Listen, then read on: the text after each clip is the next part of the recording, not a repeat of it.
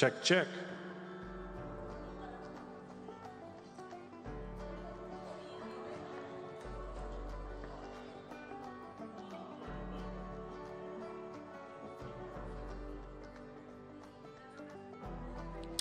Check, check. Check, 1, 2. Check, check. Check, check.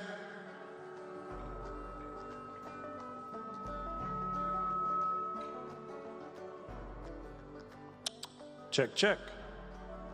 Check, 1, 2.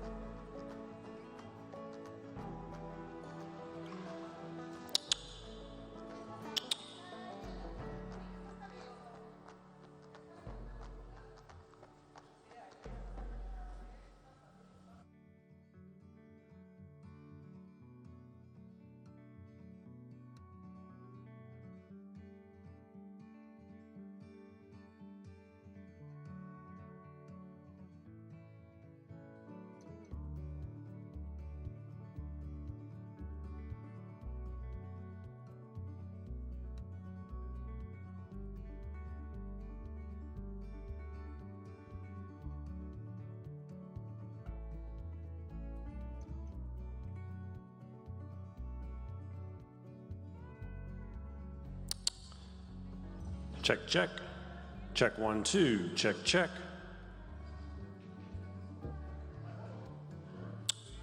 What the?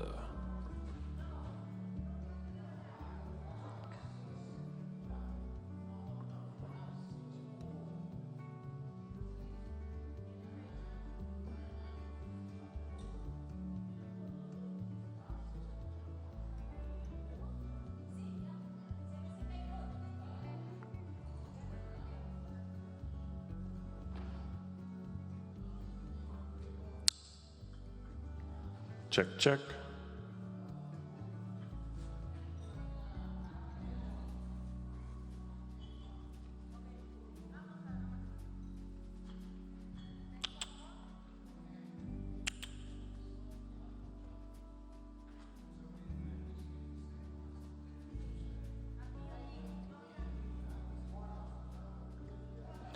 Oh, what the heck?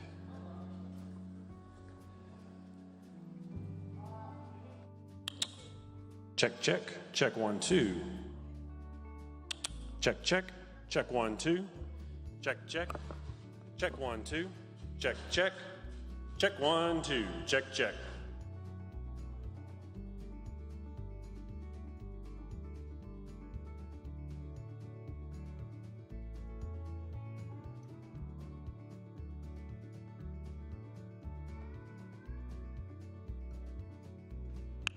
Check, check. Check, 1, 2. Check, check. Check, 1, 2. Check, check. Check, check. Check, 1, 2. Check, check. Check, check. Check, 1, 2. Check, check.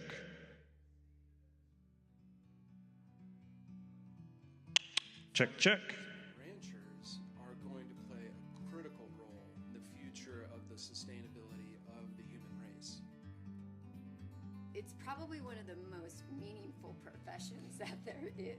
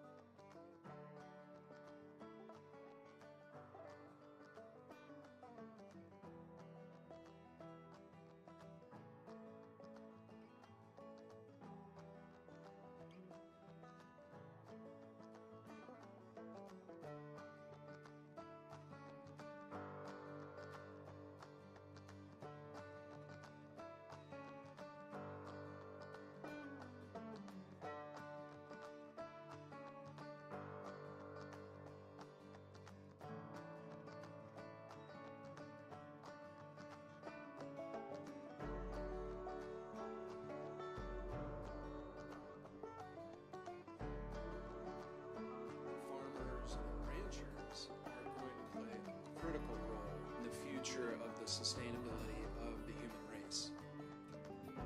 It's probably one of the most meaningful professions that there is. You take care of the animal, you take care of the environment, you take care of the people that work on that operation, and you take care of the community you live in, and support it any way you can, and you're sustainable. There's a really big misconception, I believe, with the public in general, that ranching is somehow, it has a negative impact on the environment and the ecosystems, and I feel that that's a false narrative. There's no question in my mind that third-party verification is important, because I can be as sincere as I want to be, but I am selling my position. Consumers are more interested in the truth than they are a specific type of product. We need to be very transparent with the consumer. The whole industry and world is moving that direction. These programs allow an outside auditor to come in and say, yeah, these guys are doing it right. The consumer can trust this rancher. So the value-added programs really add a lot to the customer's bottom line by being able to allow the ranchers to capitalize on the work that they're doing. It's providing a product to the consumer that's wanting and demanding that product from us. It's been a great economic advantage for us to use those certifications. So I think if you're going to stay in business, you really don't have a choice. You have to become more transparent and involve people from all walks of life in your operation, and feel free to show them what you're doing. This is what we think is right anyway. This is the process that we think is the best way to raise cattle. And so we want to tell people about it. It's that simple. And let them feel comfortable with the way their beef is being produced. It's wonderful to hear people's stories, and that's truly what we're doing. Most of the farms and ranches that we work with believe very strongly in telling the truth, and they want to communicate their message. They're interested in talking to consumers. All about the producer looking at the opportunities and aligning their values with that of the consumers that they want to try to approach, and then knowing that all of those programs, the value of third-party verification is super important in the marketplace today. It's becoming more and more important that you can back that up more than ever.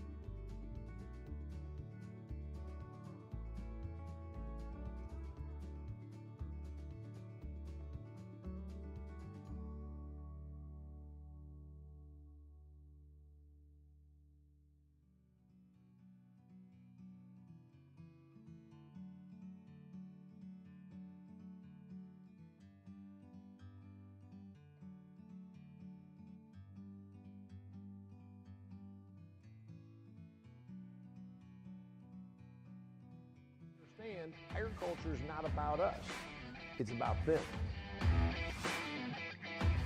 Environmentalism is the new religion. If you don't like corporate agriculture, you better get real used to being hungry. Problem is we've gotten so darn good at making food for so many years that our customers don't really appreciate what we do. Without agriculture, there would be no modern society as it is right now.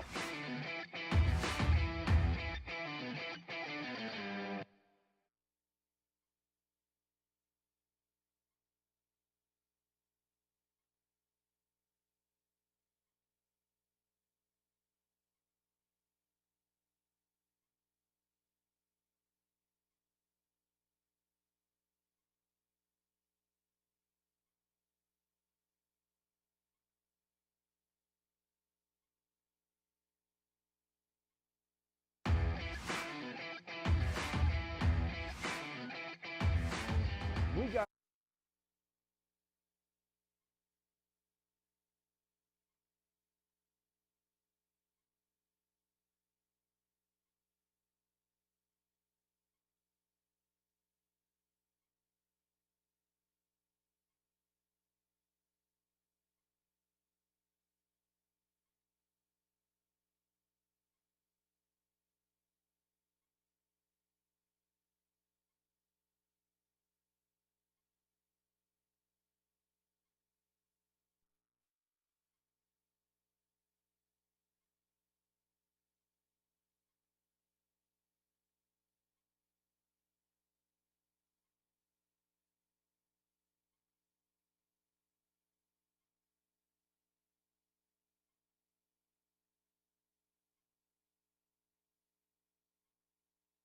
Farmers and ranchers are going to play a critical role in the future of the sustainability of the human race.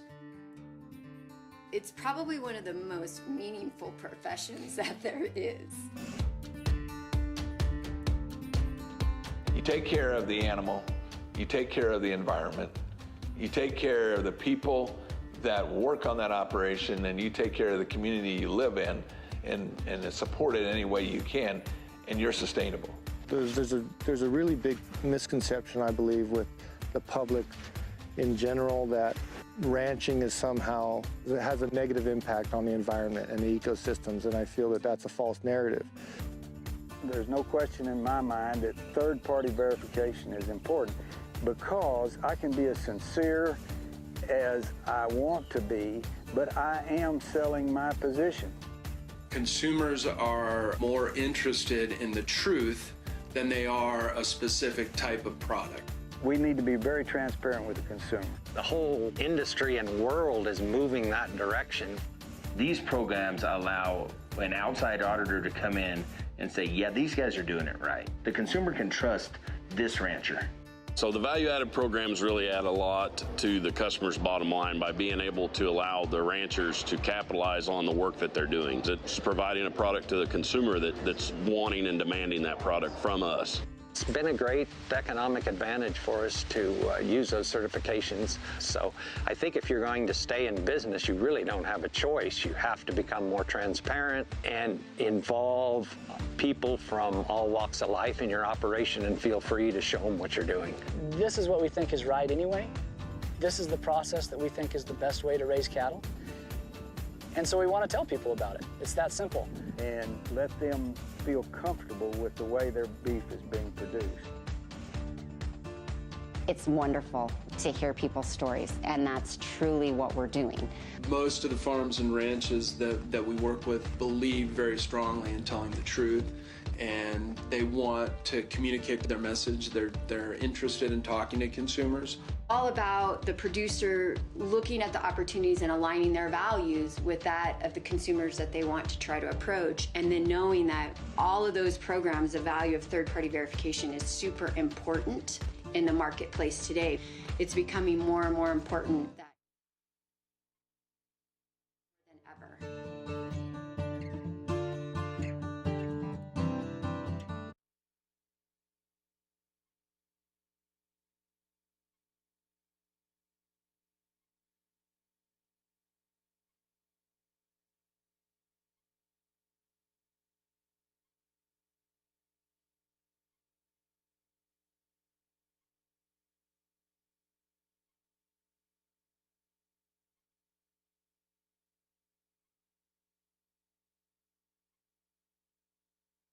farmers and ranchers are going to play a critical role in the future of the sustainability of the human race.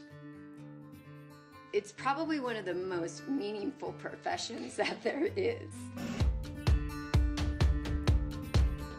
You take care of the animal, you take care of the environment, you take care of the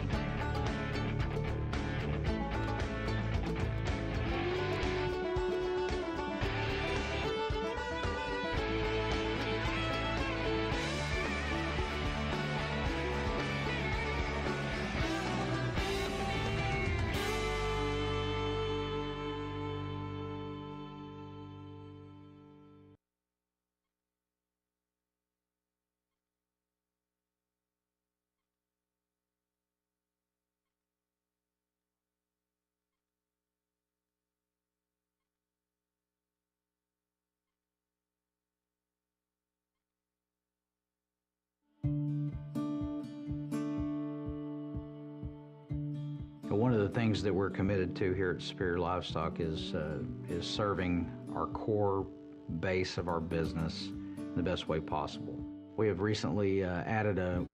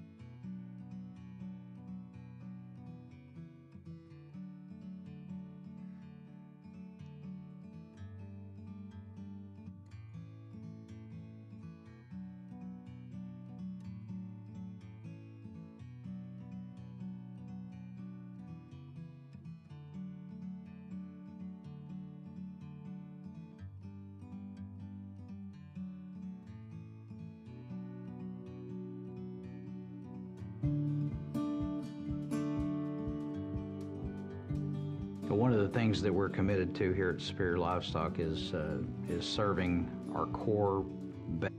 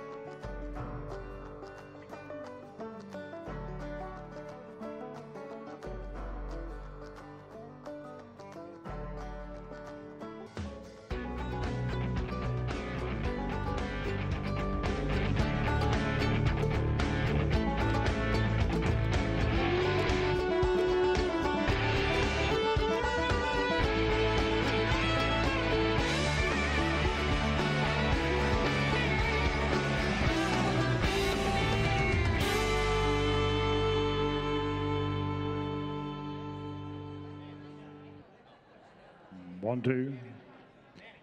I think it's on. Kelly? Ladies and gentlemen, cowboys, cowgirls, the family of Superior, welcome. It's so proud, it makes me proud right here to see all of you here tonight to celebrate a great year at Superior Livestock again. The year 2022 was good, it was great, and we're looking forward to a great 2023. We kicked it off, Callie, with our first sale, of course, down in Hudson Oak. But here we are in Oklahoma City tonight, having our dinner this evening and our awards banquet with a record number of cattle to market for some of the great producers that we have the opportunity to work with the next 3 days. Over 141,000 cattle that we'll have the opportunity to market. We thank you from Superior, from all of us, to you reps for what you've done, for how you go out and promote what we do in marketing cattle the Superior way. And this tonight meal that we'll have before us here tonight, you know, is just a slight token of the appreciation that Superior has for you and what you do every day when you're out there among the snow and the rain and the mud and out there in that alley sorting them cattle and loading them on them trucks, gathering them up and getting it done. We appreciate you. We appreciate everything that you do for us there at Superior. And with that, they wrote me a little deal here about wow. Well, you can talk about wow if you want to, but I'm talking about greatness. I'm talking about greatness of what you do as Superior reps, each and every one of you. And a lot of them that aren't here tonight, reps, that we have to thank also. And I just hope that my word gets back to them because they're great reps also. And with that, we sold over 1.7 million cattle this year.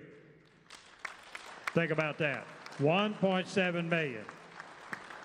That's a record. That's a record. No doubt about it.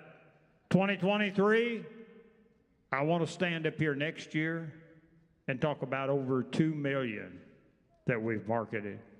We've got the greatest tool for marketing cattle there is in the industry. This industry is growing every day. And some of you say, well, you know, our cow numbers have depleted this past year. And we talk about, yeah, we've gone through some drought. We're seeing some of the best moisture in California and across the West that maybe we've seen in a decade. It'll grow back. There's another guy that's got the lead here.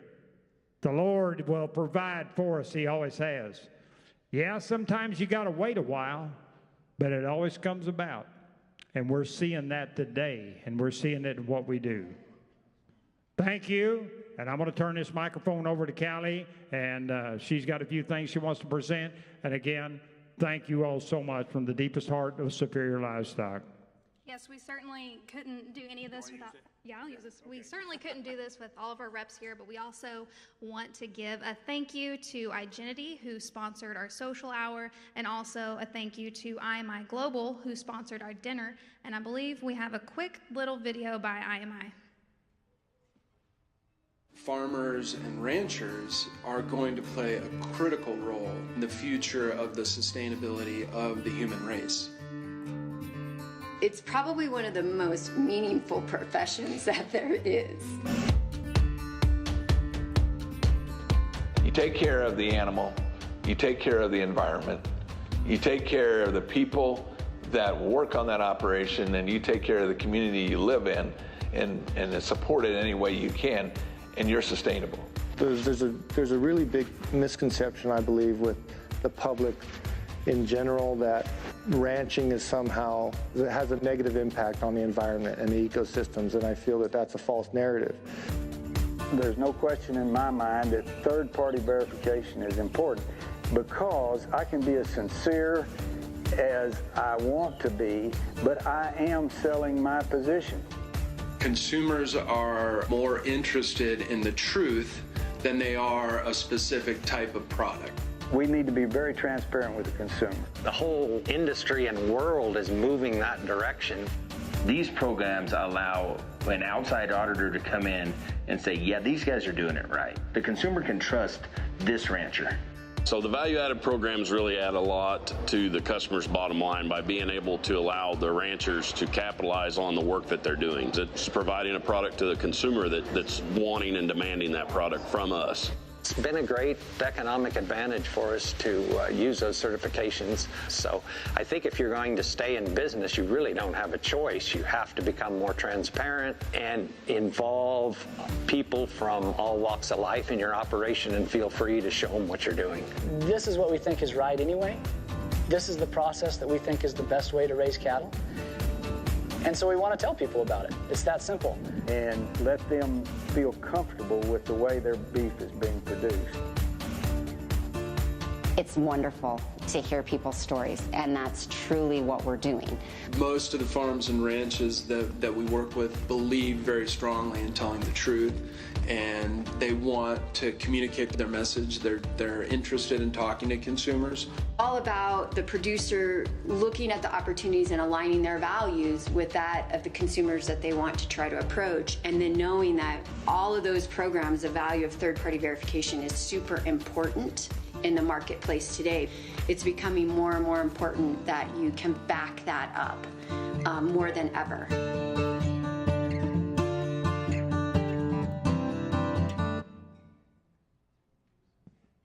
Well, thank you to both of our sponsors. We're going to enjoy this dinner here real quick, but before we get that, I would like to introduce the voice of Superior Livestock, Mr. Clyde Whittle, to bless our dinner.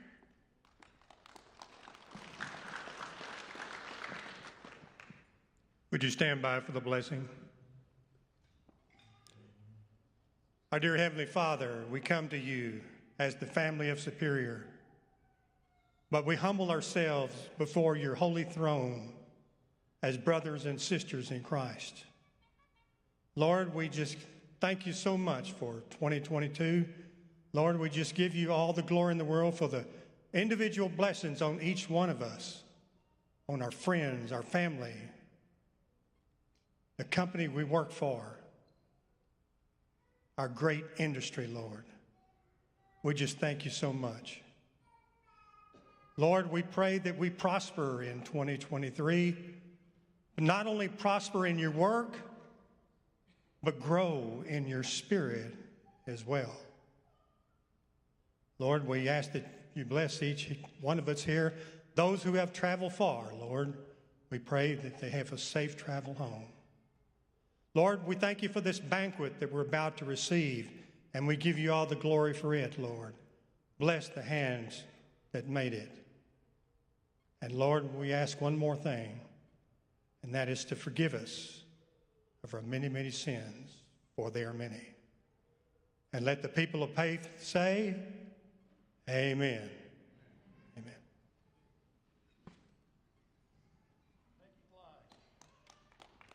I think we're ready to have a great meal. So just go right ahead and get started. Kevin Davis, who you heard entertaining out in the hallway, will also be entertaining us as we dine tonight. And so feel free to go right on there. I got to tell you about Kevin. He's one of us. He's a cowboy. He takes care of cattle every day, a horseback, as well as being one of the great country singers. He's got videos out. He's got tapes or CDs, not tapes. They don't have tapes. CD. I'll be 8-tracking it if you ain't careful. But at my age, but they. And he's got them out. You can get a hold of him. He's going to be up here entertaining us tonight. And again, the boy's a great, great follower of the Lord, as well as a great entertainer and a great cowboy right here. You'll find him at the cowboy gatherings. You'll find him at the rodeos. He'll be there at the cowboy rodeos. Kevin Davis, give him a big hand. Thank you, Al. Appreciate it, bud. What's that? Yeah, come on. I got another mic up here. See, that's what I like. I like to play, sit around and play. Very first, it was a weird deal. I started writing songs, and I was working on a ranch, and I wrote one that's a pretty good little song. I thought, well, shoot, what am I going to do now? Nobody ever heard me sing before. So, very first time I ever sang in front of anybody was at a chuck wagon. But anyway, I thought it was Jeff D's farm. No, but he wasn't far behind. But anyway, we're all friends and family here, so what I like to tell people is just kind of pretend we're at the house. I'm just going to play some stuff that I like, and if there's something you want to hear, I'll try it.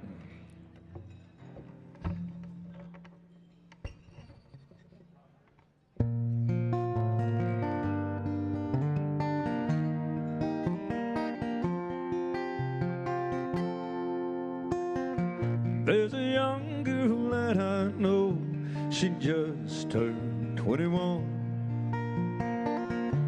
Comes from down in southern Colorado. Just got out of the service, now I'm looking for my fun. Someday soon, she'll go with me someday soon. Her parents cannot stand me 'cause I ride the rodeo.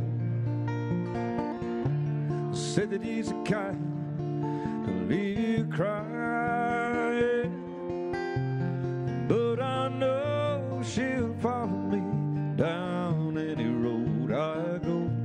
Someday soon, she'll go with me someday soon. When I visit her pa ain't got one good word to say.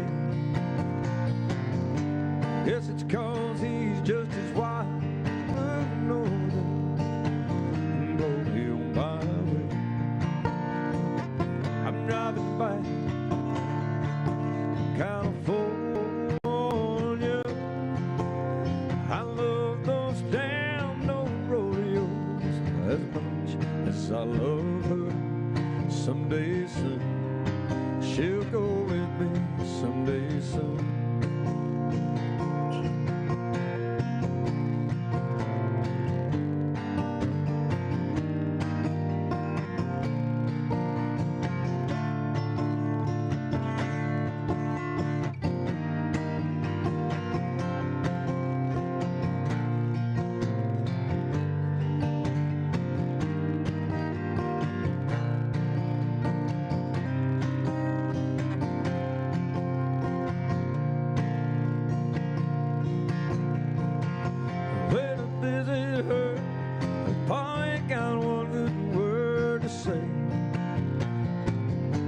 Guess it's 'cause he's just as wild back in his younger days. So blow you old blue northern and blow you my way. I'm driving back from California. I love those damn old rodeos as much as I love her. Someday soon, she'll go with me. Someday soon, someday soon, she'll go with me. Someday soon.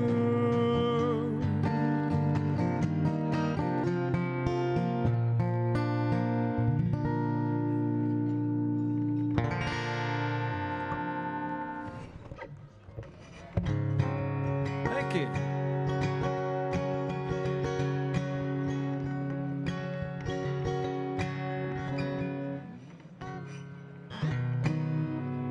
See if I can find that place.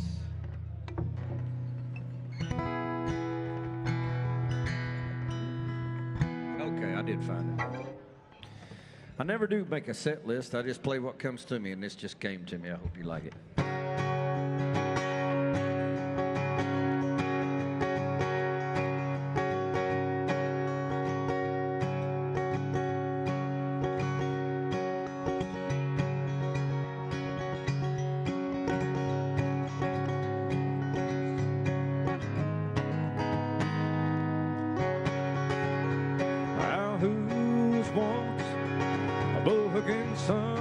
gun.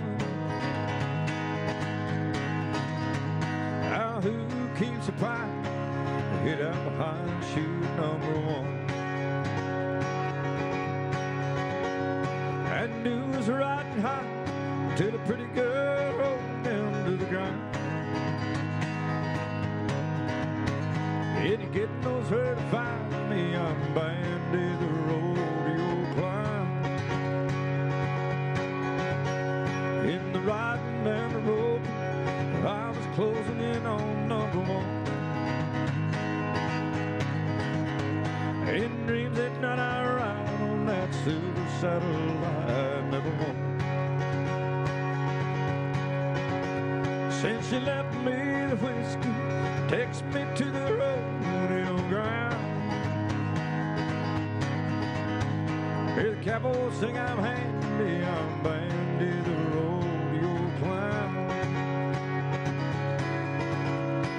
I could ride them all, Bulls and the Bronx knew I was boss. But the right-hand woman took me on, broke a whole lot more than this old cowboy's bone.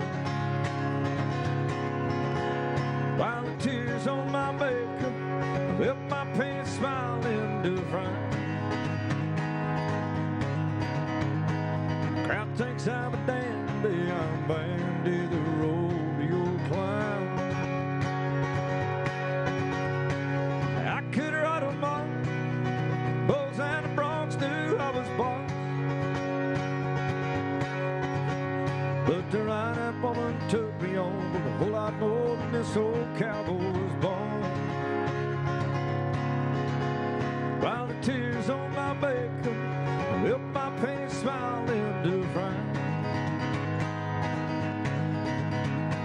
Crowd thinks I'm a dandy, I'm Bandy the rodeo clown.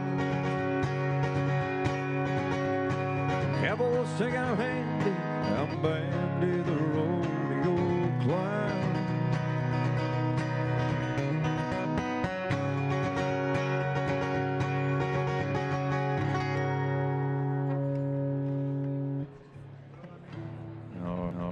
Okay.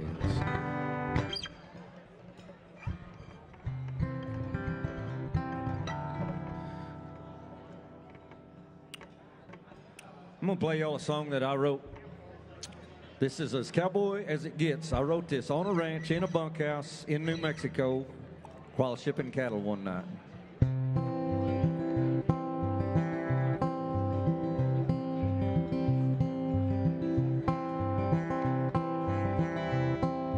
He's dead set on leaving, stowed up his head, jerked the shoes off his ponies, rolled up his bed.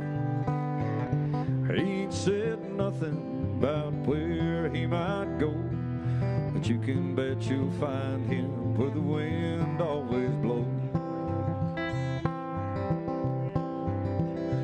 He might head up to Montana, where it sure enough gets cold, or down to the border where the times are always old. Maybe head on back to Texas with not too much to show. Either way you'll find him where the wind always blows.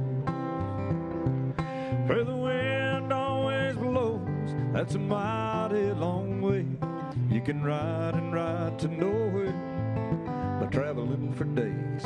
You can try to outrun him, but the good Lord only knows you'll always come back where the wind always blows. Well, he savvies the sweet mixture of horse sweat and pine. He's rode above the eagles beyond the timberline. He's made a lot of country, but never had a home. He understands the mystery of living life alone.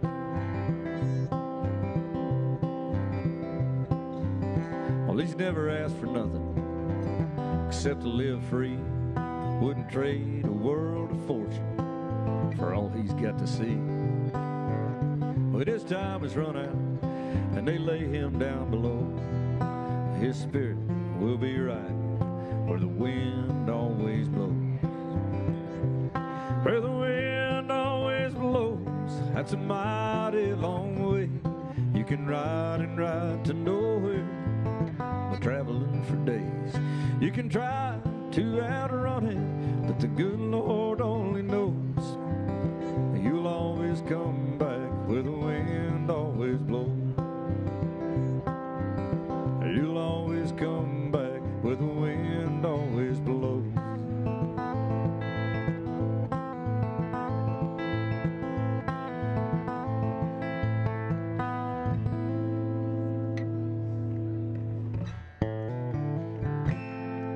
Let's see. How about an old honky-tonk song?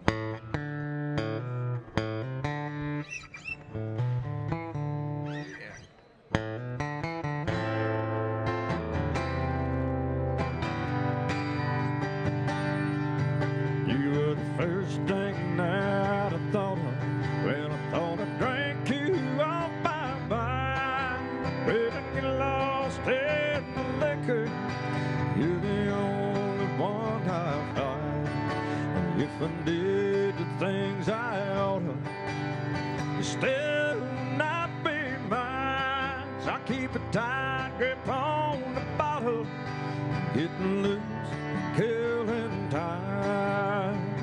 And this killing time is killing me.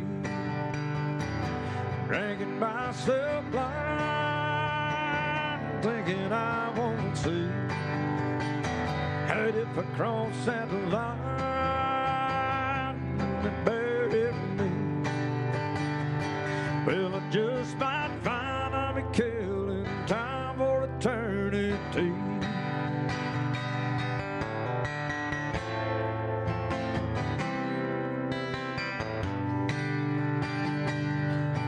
I don't know nothing about tomorrow. I've been lost in yesterday. I spent all my life just dying for the love that passed away. There's an end to all my sorrow, and this is the only price I'll pay. I'll be a happy man when I go. I can't wait another day. And it's killing time is killing me. Bringing myself blind, thinking I won't see. And if I cross that line and they bury me, well, I just might find I'll be killing time for eternity. Yes, I just might find I'll be killing time for eternity.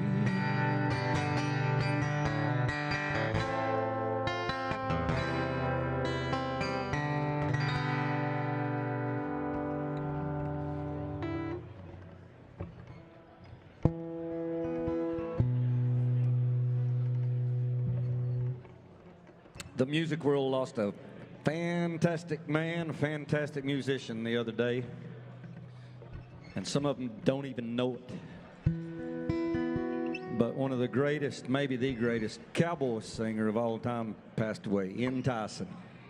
And the first time I ever heard this was Ian, and I'm going to play it.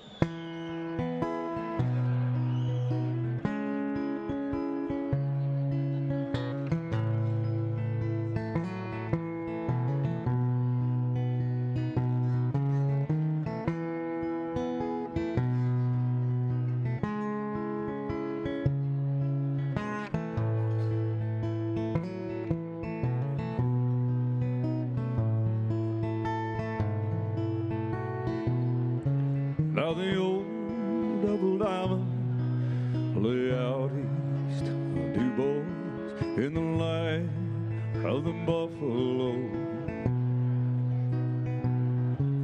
The auctioneer's gavel, how it rapped and it rattled as I watch the old double diamond go.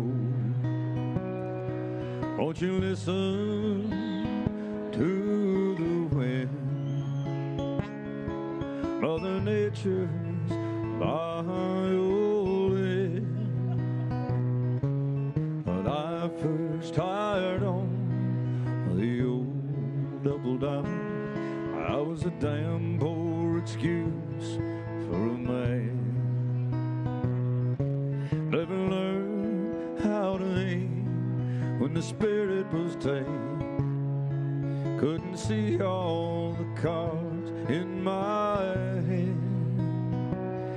And the wind whipped them granite above me,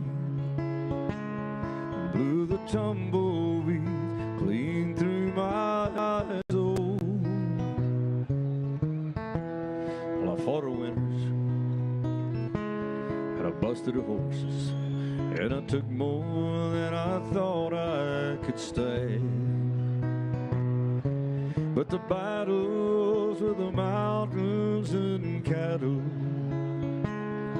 seem to bring out the best in a man. I guess a sailor, he needs an ocean, and a mama, her baby's too old. But I need the hills of Wyoming and the land of the buffalo.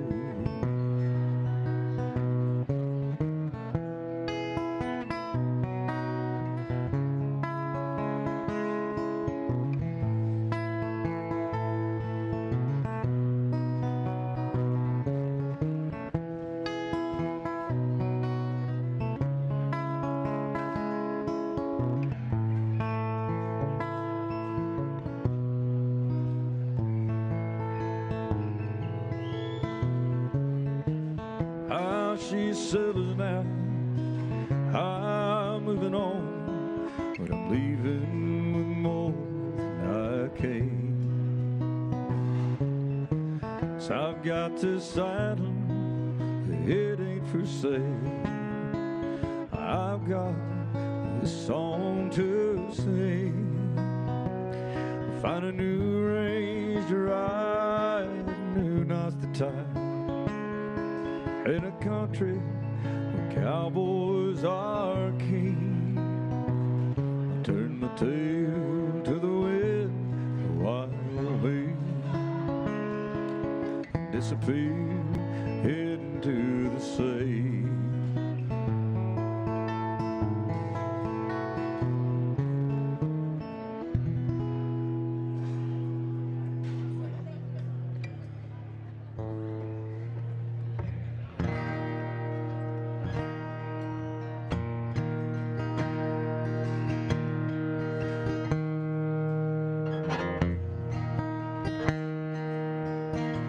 I wish a buck was still silver, was back when the country was strong.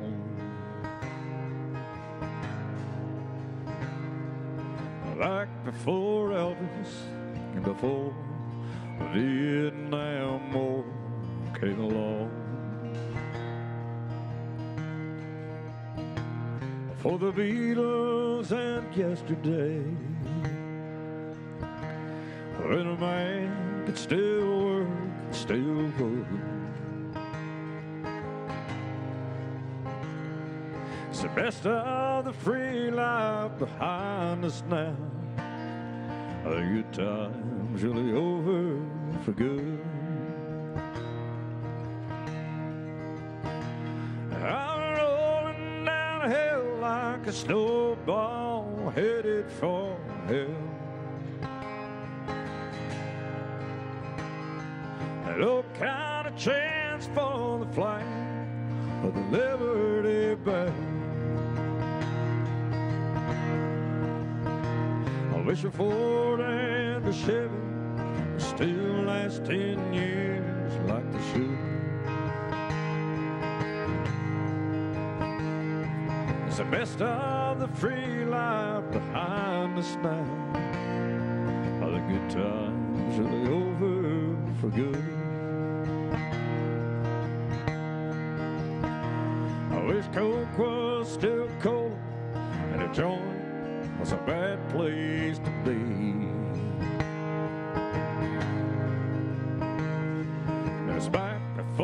Nixon lied to us all on TV. Before microwave ovens, when a girl could still cook, could still work. It's the best of the free life behind us now. The good times really over for good. Now we're rolling down a hill like a snowball headed for hell. And no kind of chance for the flag of the Liberty Bell. I wish a Ford and a Chevy still last 10 years like they should. It's the best of the free life behind us now. The good times really over for good. Stop rolling down a hill like a snowball headed for hell. Stand up for the flag and let's all ring the Liberty Bell. Let's make a Ford and a Chevy that'll still last 10 years like they should. It's the best of the free life is still yet to come. The good times ain't over for good.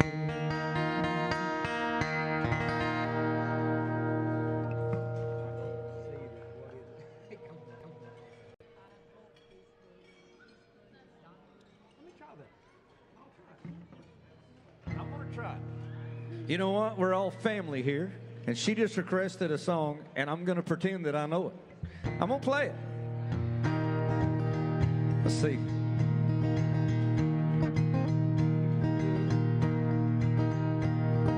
Y'all help me if I don't. Lord, I hope this day is good. I'm feeling empty and misunderstood. I should be thankful, Lord, I know I should. But Lord, I hope this day is good. Lord, if you've forgotten me, I've been praying to you faithfully. I'm not saying I'm a righteous man, but Lord, I hope you understand. You've been the king since the dawn of time. All that I'm asking is a little less crime. It might be hard for the devil to do, but it would be easy for you. Lord, I hope this day is good. I'm feeling empty and misunderstood. I should be thankful, Lord, I know I should. But Lord, I hope this day is good. I don't need fortune and I don't need fame. Send down the thunder, Lord, send down the rain. But when you're planning just how it will be, plan a good day for me. Lord, I hope this day is good. I'm feeling empty and misunderstood. I should be thankful, Lord, I know I should. But Lord, I hope this day is good. Oh Lord, I hope this day is good. Hey, thank you. Thanks for asking for that. Now y'all all see how that works. I'm up here trying to think of stuff, and she just brought it to me. We're all family here, so if you got something you want to hear, tell me. Let's see. While you're thinking, I'll play one.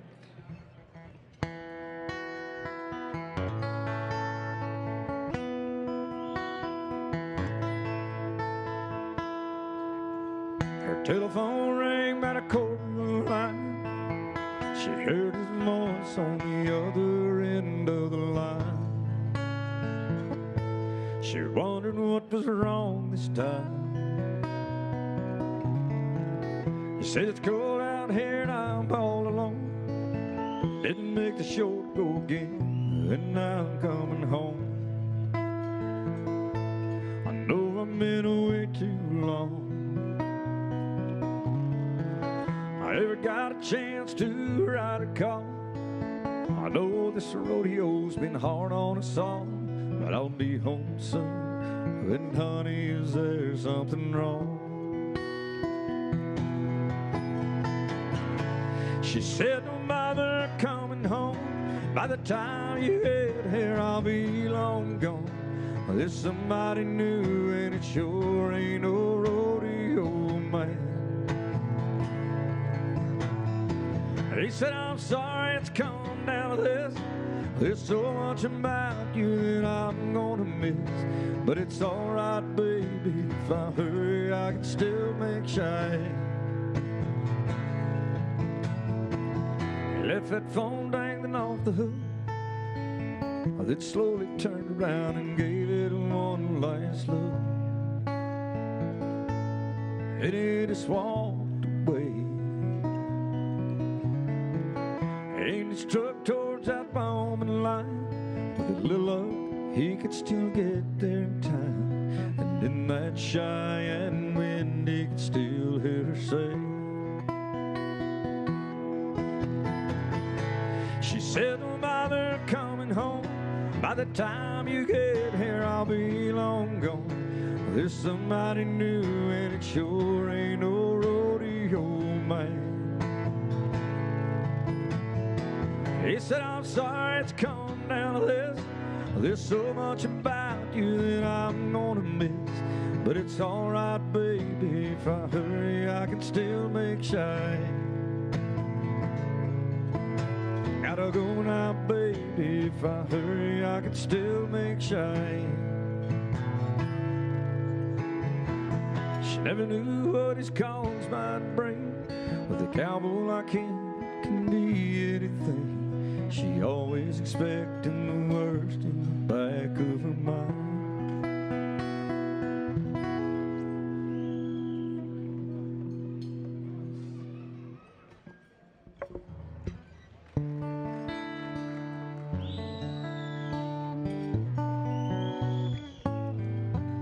Everybody forgets this song when we're talking about rodeo songs.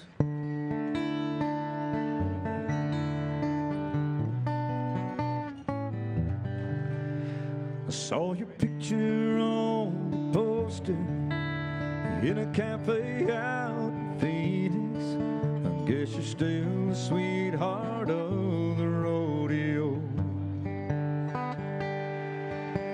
As for me and little Casey, we still make the circuit in a one-horse trailer and a mobile home. And she still asks about you all the time. And I guess we never even cross your mind. But then sometimes I think about you and the way you used to ride out in your rhinestones and your sequins, with the sunlight on your hair, and all the crowd will always love you. But as for me, I've come to know everything that glitters is not gold.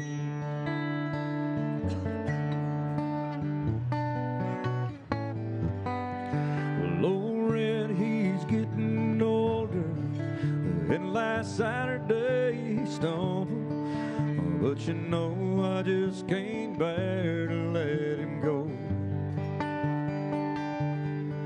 Little Casey, she's still growing, and she started asking questions, and there's certain things a man just doesn't know.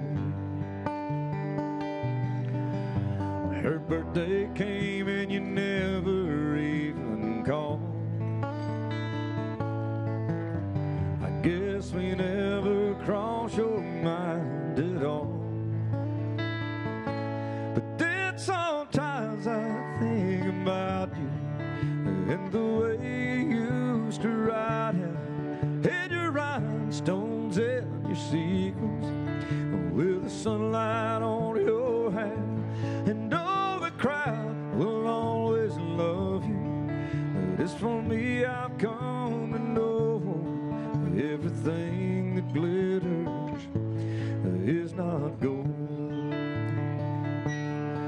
Everybody said you'd make it big someday, yet I guess that we were only in your way. But someday I'm sure you're gonna know the cause. 'Cause for everything you win, there's something lost. But oh, sometimes I think about you and the way you used to ride out in your rhinestones and your sequins, with the sunlight on your hair, and all the crowd will always love you. But it's for me, I've come to know everything that glitters is not gold. Oh, everything that glitters is not gold.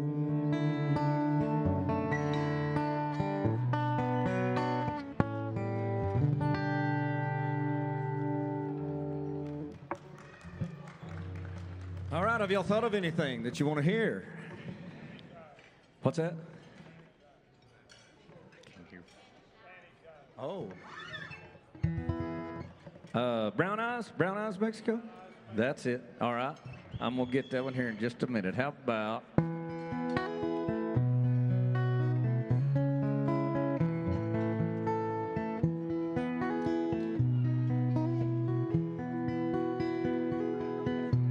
Wise men say only fools rush in,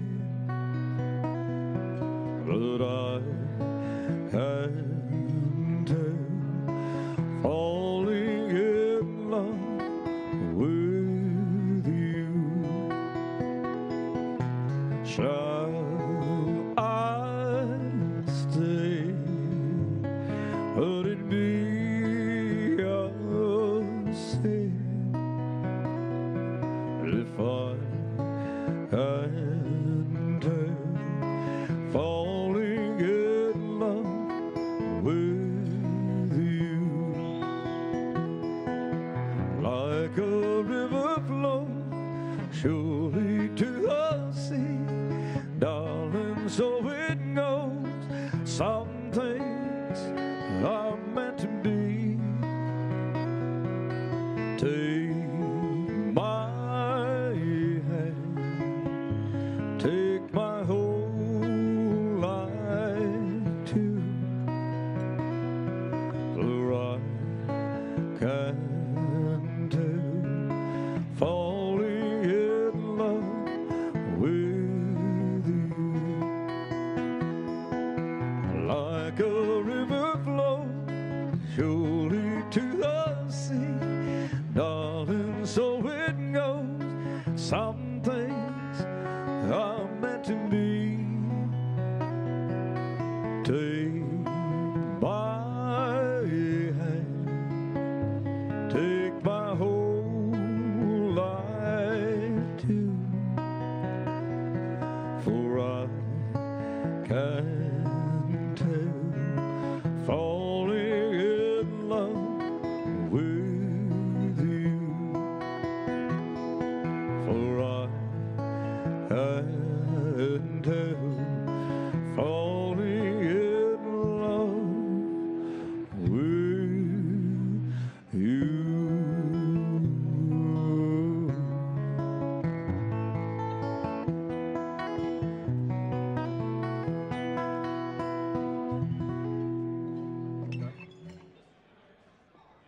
Sounds good. I'm fixing to play one, and I'm going to go eat.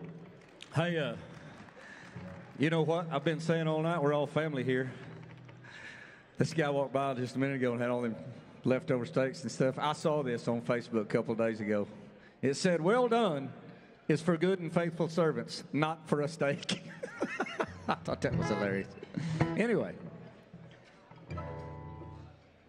I must finish with the greatest song of all time, so use your imaginations, and I got a good fiddle player up here with me.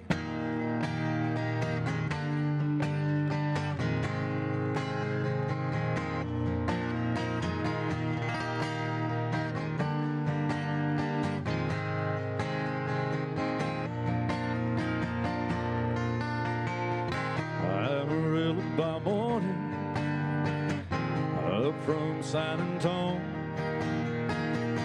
Everything that I got is just what I got on. When that sun is high in that Texas sky, I'll be booking it to County Fair.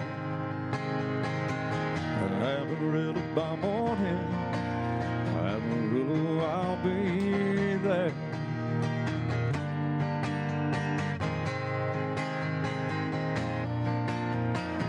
They took my saddle in Houston, broke my leg in Santa Fe. Lost my wife and a girlfriend somewhere along the way. I'll be looking for it when they pull that gate, and I hope that judge ain't blind. Amarillo by morning, Amarillo's on my mind.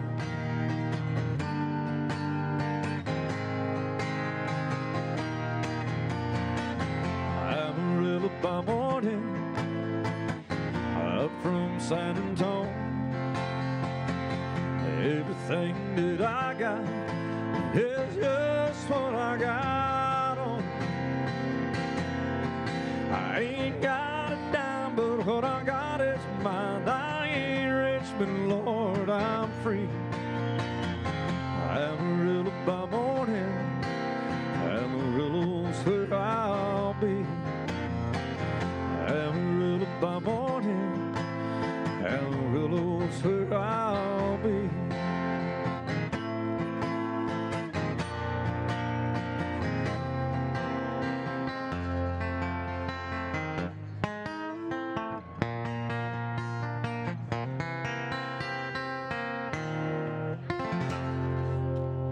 Thank you.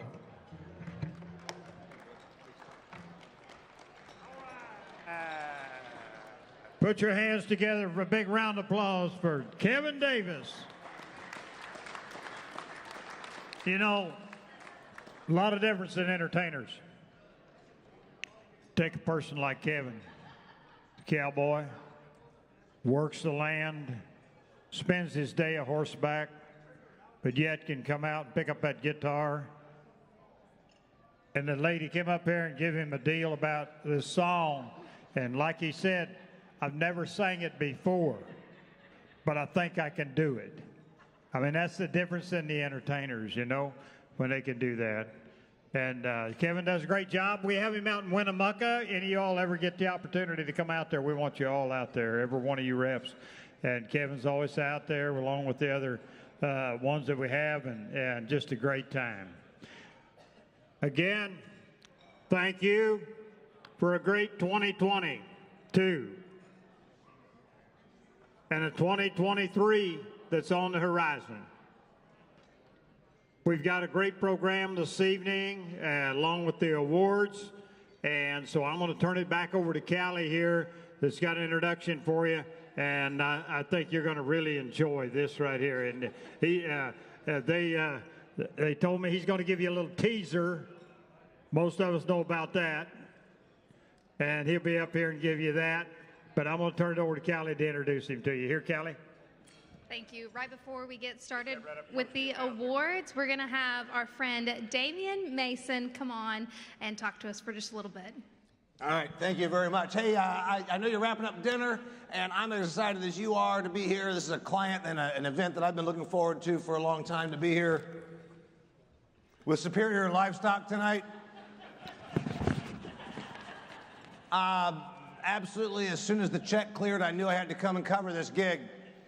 So we're going to hear from me after you give away all these awesome awards. And what I think is really cool, I asked Beth Bryan up here and a couple of other people, my buddy Clint over here. He and I were checking in at the same time as each other at the hotel yesterday, which is funny. You know, Clint just exudes Texas. You know, he's big and, well, anyway, he's a lot like Texas in that regard. And kind of loud as well. But anyway, I was looking through your award sheet. I think it's so awesome. When I was asking Beth, I said, is there anything I need to stay away from? And you know, I'm just, you know, I have a background in political comedy. Is there anything I need to know? And she says, well, we're kind of conservative. It's like, not kind of. For those of you who don't already know this, and I think you already do know it, a bunch of you people are getting guns tonight. Just let me just go ahead and tell you this, because you probably didn't know this. When I worked the organic vegetable gig, they don't give away handguns to the award winners, all right? I think this is cool. A lot of Texans here, obviously, like my friend Clint, and I think it's cool also that in Texas, they have a thing, and those of you that are not from there, when a baby is born, they give them a birth certificate, and they actually still have to proclaim what gender they are in Texas. This is going to be a hard night for all of us, it sounds like here, folks. And then, of course, they give them a gun. But anyway, we're going to be together after the awards. I want to let you get to the awards, but I'm excited to be a part of this. I'm going to be your closer. We're going to close out with some humor and have a good time. Humor for the heart of agriculture. And I thought I'd just give you a little bit right now, because we all at these kind of events get sentimental, and we talk about like Paul Harvey, you know, and wasn't 8 years ago in the Super Bowl commercial where they did God Made a Farmer, and we talked about Paul Harvey. And the thing is, there's a lost verse to God Made a Farmer that nobody knows, but I do. And this is for ranchers as well as farmers, since I know that's who your business is. God looked down this planned paradise and said, I need someone who will drive around and judge the neighbors. So God made a farmer.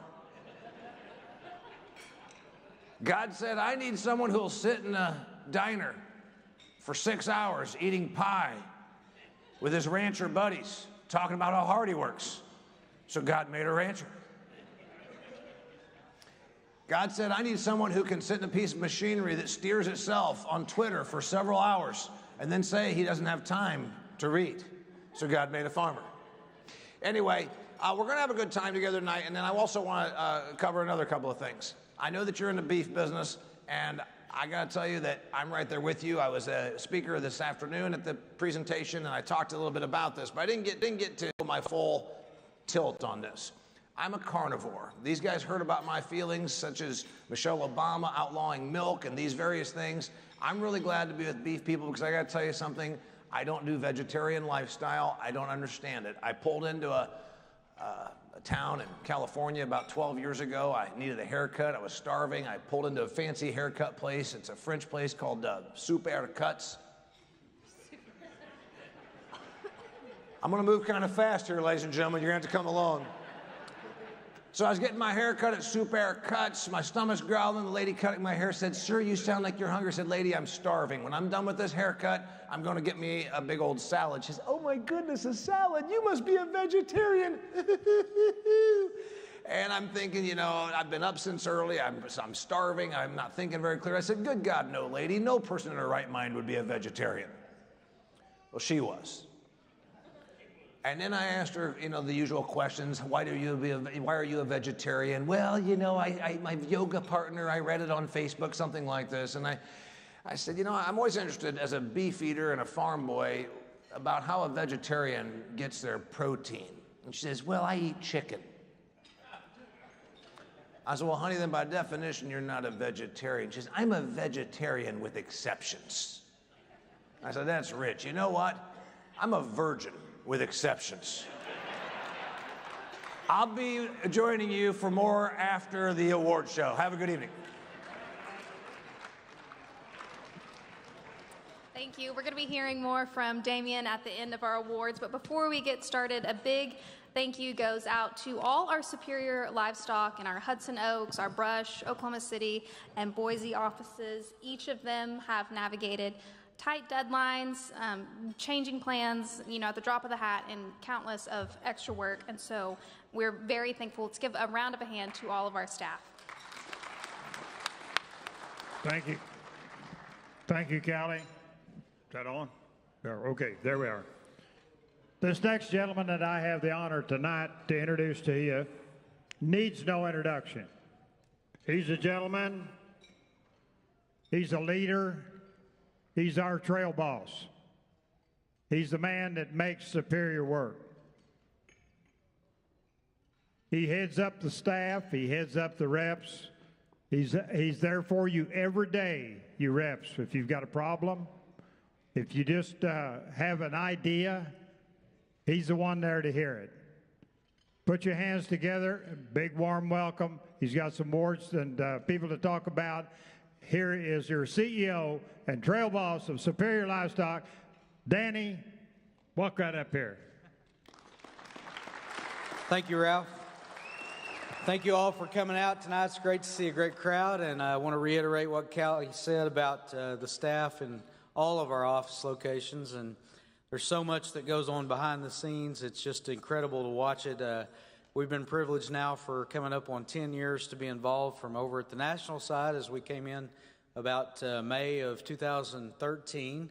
Been 10 years already, been a great 10 years, and we've enjoyed seeing you be successful in that 10-year period, and you've made us successful, and we give you all the credit in the world for it. And so thank you, reps, for that. And it's really good to see those, see all of you tonight, but especially those who we only get to see once, twice, maybe 3 times a year. So this is really important for us to make this as special a night for you as we possibly can. We so appreciate what you do all year, and encourage you tonight just to enjoy the moment, to take this time and really enjoy your accomplishments for the year.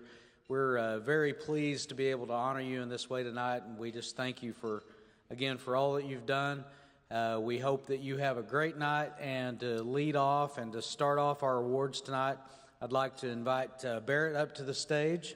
A few years ago we lost a dear friend and a great rep and a great man, Bill Brody, and we have established, last year was our first year to give away the Bill Brody Service Award, and you have nominated folks who are very deserving, and we considered those, and Barrett considered those, and so Barrett's coming up to present this year's Bill Brody Service Award, and Barrett, there he is.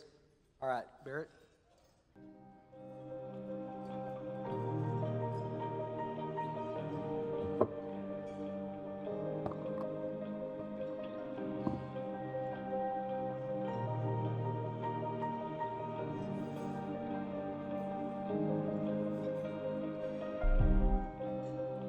Vietnam veteran, All-American Beef Battalion founder, trusted cattleman, Superior Livestock representative, and friend Bill Brody left behind a legacy. In April of 1967, Bill answered the call to serve his country as a Marine in Vietnam. In 1989, he answered a call to serve the cattle industry as a Superior Livestock representative. And in 2007, Bill answered the call to serve returning soldiers by founding the All-American Beef Battalion. It didn't matter what the call was for. Bill always answered. To honor Bill's legacy, Superior Livestock Auction presents the Bill Brody Service Award. This peer-nominated award recognizes a fellow Superior Livestock representative and their dedication to serve others. So, pardon me, Damien's story about meeting a vegetarian brings about a story that I can remember with the Beef Battalion. So we got to meet all kinds of folks, and it was so many, it was pretty neat. Some of those early Saturday mornings or even Sundays when we were doing some steak feeds and we're getting the cooker set up, and our volunteers showed up, and they'd be about young 18-year-olds that were volunteered to come help us get set up.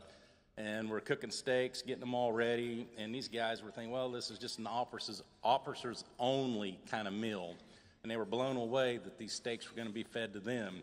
They'd never eaten anything like these ribeyes that we serve, 16-ounce ribeye, all the fixings, and, plastic cutlery, and they're wonderful. But the story that popped to mind when Damien was talking about meeting the vegetarian that ate chicken, one time going through the steak line, all kinds of people coming through, and you ask, do you want a steak? Or a lot of people say, oh, I can't eat that much, take a half a steak.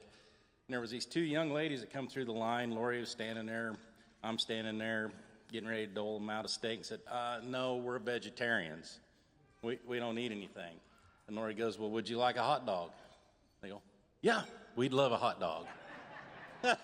And I went to say, hey, and Lori just grabbed me like, be quiet, Barrett. The progressive commercials, that's me. Shut up, be quiet, don't do that. So that popped into my mind, made me laugh back there behind the curtain, thinking about Dad and some of his vegetarians that he fed hot dogs to. So this year we had a lot of nominations. Very, very grateful for all the nominations. Had several heartfelt nominations, and it's a pretty tough decision, but we came up with, there was about 3 of them, and we narrowed it down. And this year, we're going to give it out to a customer of Jim Coleman, Primo Walker. Primo has been in the cattle industry his whole life, comes from a very, very large family, kind of one of the kickers for me. Jim said that he has an extended family of over 100 people, and Primo is the peacemaker in the family. And I thought, okay, that is something where you're the one that keeps everybody happy in a family of 100 plus people. So we're very grateful. One thing about growing up with Dad,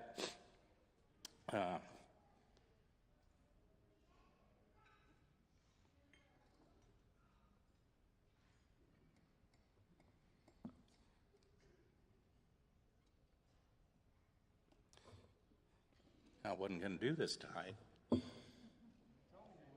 Yeah, I wasn't going to do it. He told me what a transcendent cause was. Something bigger than you. Once you're gone, it's still there. And so that's what we're kind of hoping we're trying to promote. In the beef industry, we get all focused on what we got to do and fix a ranch, but it's always something we're going to pass on to the next generation. And so with that in mind, is Jim up here? Jim, come here before I make a fool of myself. Appreciate you nominating Primo, and hopefully you can take this back to him and give him our gratitude for all that he's done in your community and everything he's done for your area and furthering the word of Christ. Congratulations. Yep.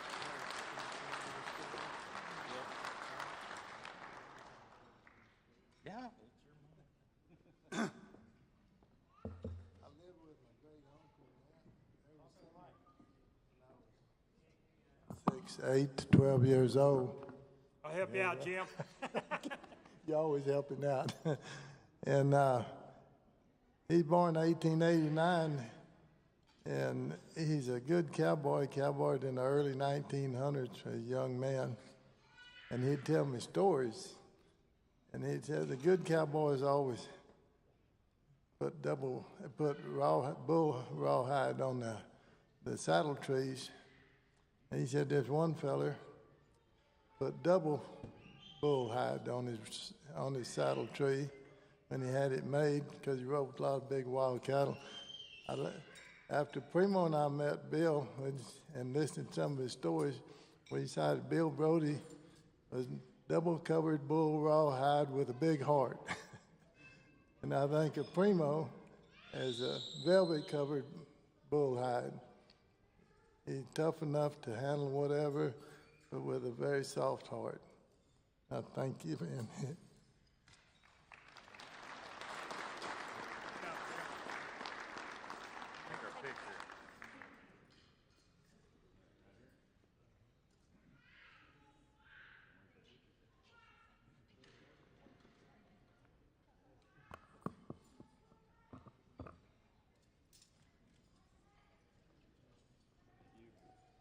Thank you, Barrett. Our next award, I'm going to ask Doug Stanton to come up to present the IMI Global Rep Recognition Awards.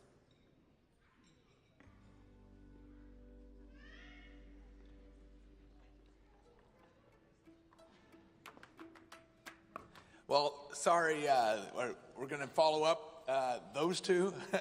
And I had to follow up Damien this afternoon at the rep training, so this is a tough gig. But we appreciate the opportunity with IMI Global and our entire family that we consider it a family, much like you do with the Superior family, and you're part of us and we're part of you. But we appreciate the opportunity to sponsor the meal tonight, and also to all the support that we had for our verification programs in 2022. We can't say enough thanks for everything you did. It made it a great year for us along with Superior. So we feel like we work hand in hand. But there's always going to be, you got to have winners, right? And so we're going to recognize, first of all, the top 3 reps that repped cattle part of our verification, that were involved in our verification programs. I don't know if he's here tonight, but number 3 was Carson Womble. I don't believe Carson is here. We'll catch him tomorrow. And we have an award also for Carson. We give out an award for the most cattle that were verified under our new CARE program. And Carson also got that. Our top rep in second place is Jim Davis. I don't know if Jim's here, but he's not. Okay, thank you. Okay, all right. I know this rep is here, and so our top rep for 2022, representing our verification programs, is Troy Shaw. Come on up here, Troy.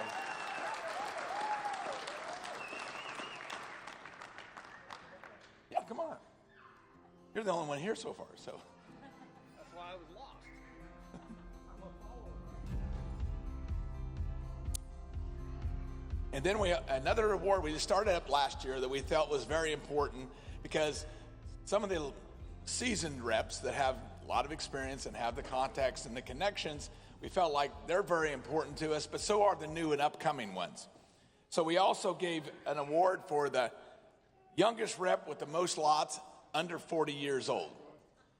And that's Austin Bolinger this year.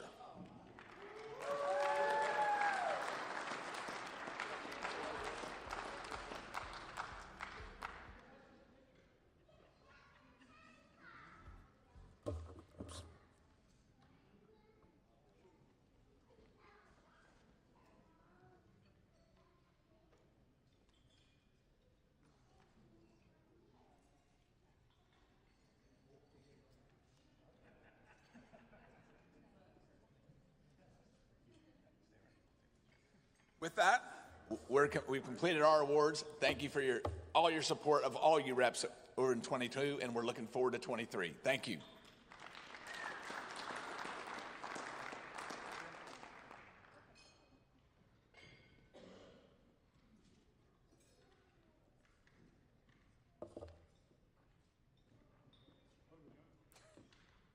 Let me catch up. Okay, now this next gentleman that I have the great pleasure in introducing to you, Justin Sexton with Zoetis, to present an award to our top Zoetis Blockyard Superior Rep. Probably a lot of you could ask him the question, what is the Blockyard? And they're going to explain it to you, I'm sure, here tonight. Here he is, right here. You want this or that? Either's fine. I'll hold on to this one. So I appreciate, like Doug said, I appreciate the opportunity to visit with you all tonight and just be a part of this. This is my first time at this award ceremony. And so we just want to take the opportunity to recognize Clint for being our top Blockyard sales rep. And I would say for those of you who are new or those of you who are seasoned, it is possible to unseat Clint from this recognition.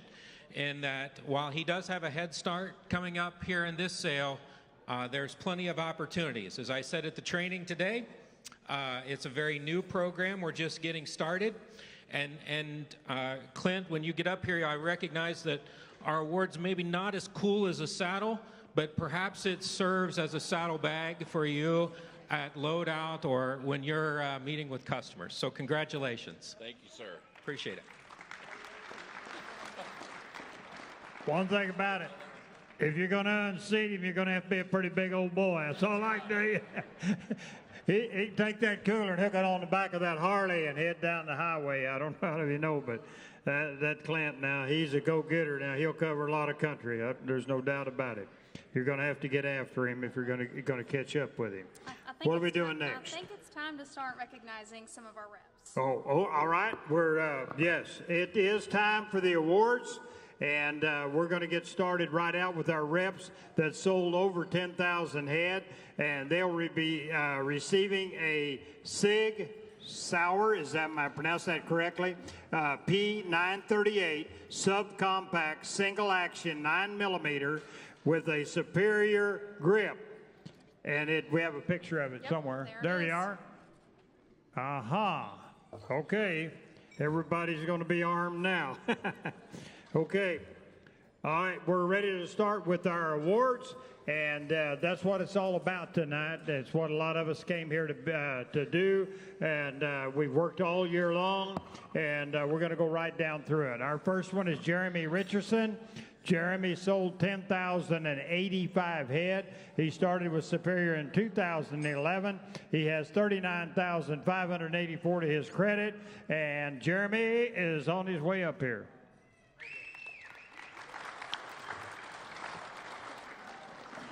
Yeah, they've got the plaques right over here. If you want to get started right on with the next one, we'll get them in a line and get right on moving through this deal. We got a lot going on this evening. We got to get going. Our next rep is Jerry Warren. In 2022, he sold 10,104 head. He started in 2000, and since 2022, he has sold 214,206 head of cattle. And I know Jerry's here somewhere. I saw him earlier. Where's Jerry at?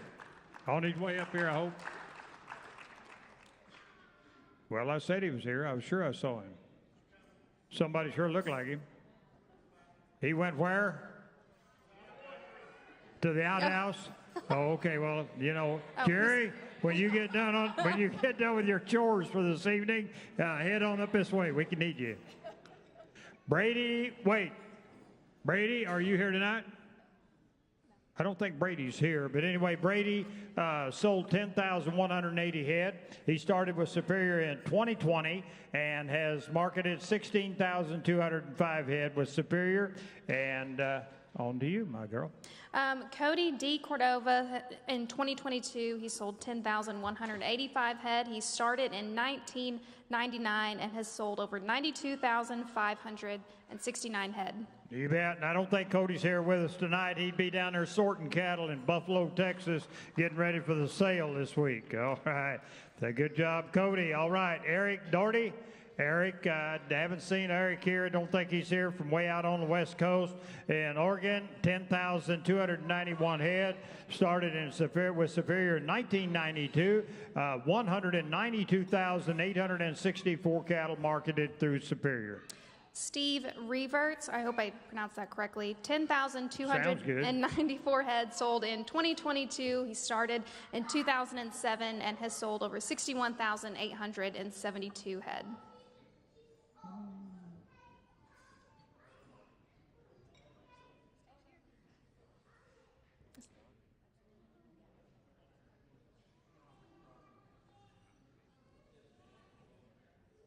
There's All right, I got you.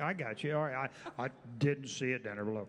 All right, Jason Bolanger, 10,563 head. 2018 is when Jason started with Superior, has marketed 19,217 head. Jason, are you here tonight? I don't believe so. Go ahead. All right, next we know this guy's here.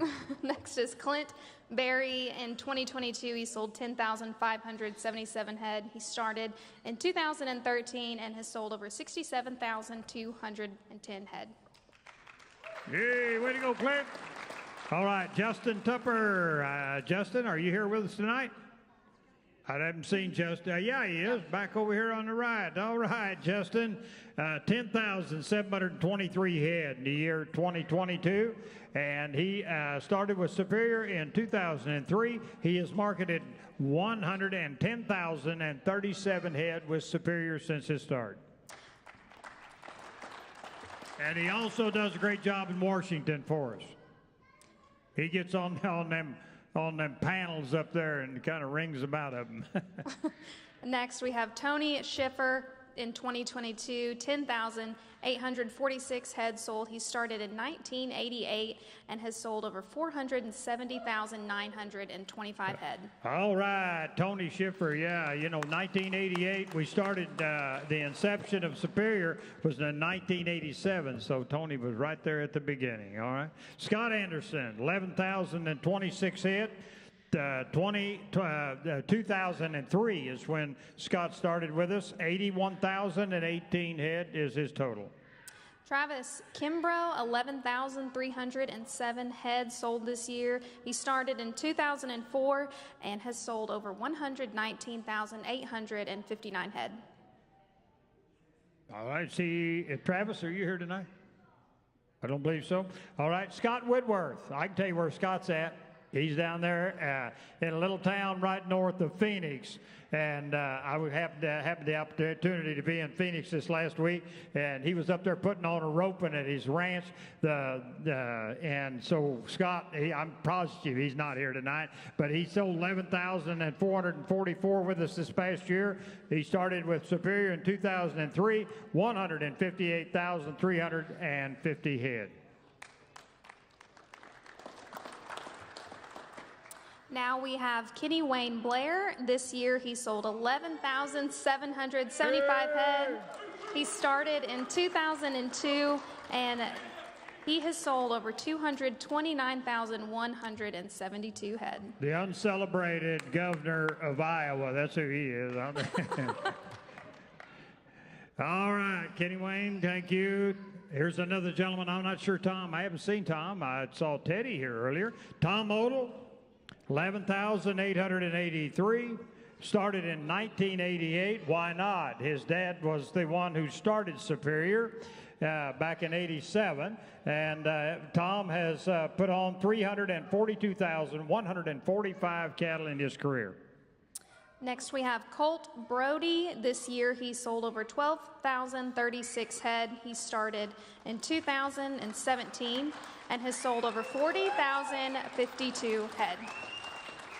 One of the Brody bunch coming on. All right, Shane Frost. Shane, are you here tonight? Yes, he is. Hello, Shane.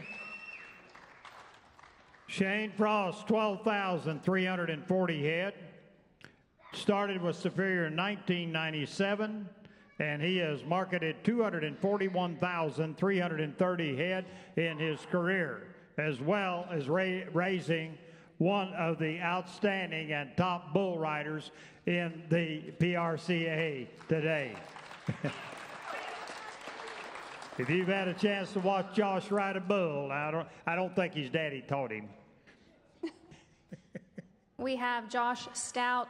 This year he sold over 12,363 head, started in 1995 and has sold over 363,924 head.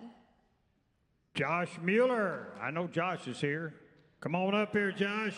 12,426 head.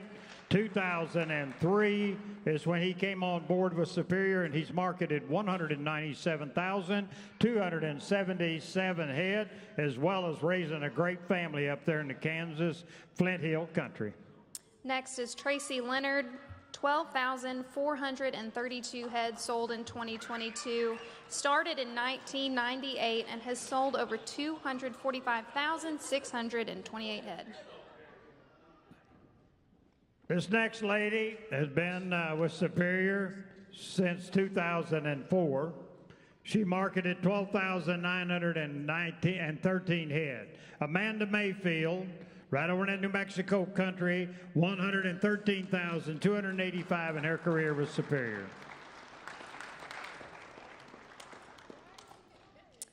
Tom Bornhoft sold 13,038 head in 2022. He started in 1993 and has sold over 466,885 head.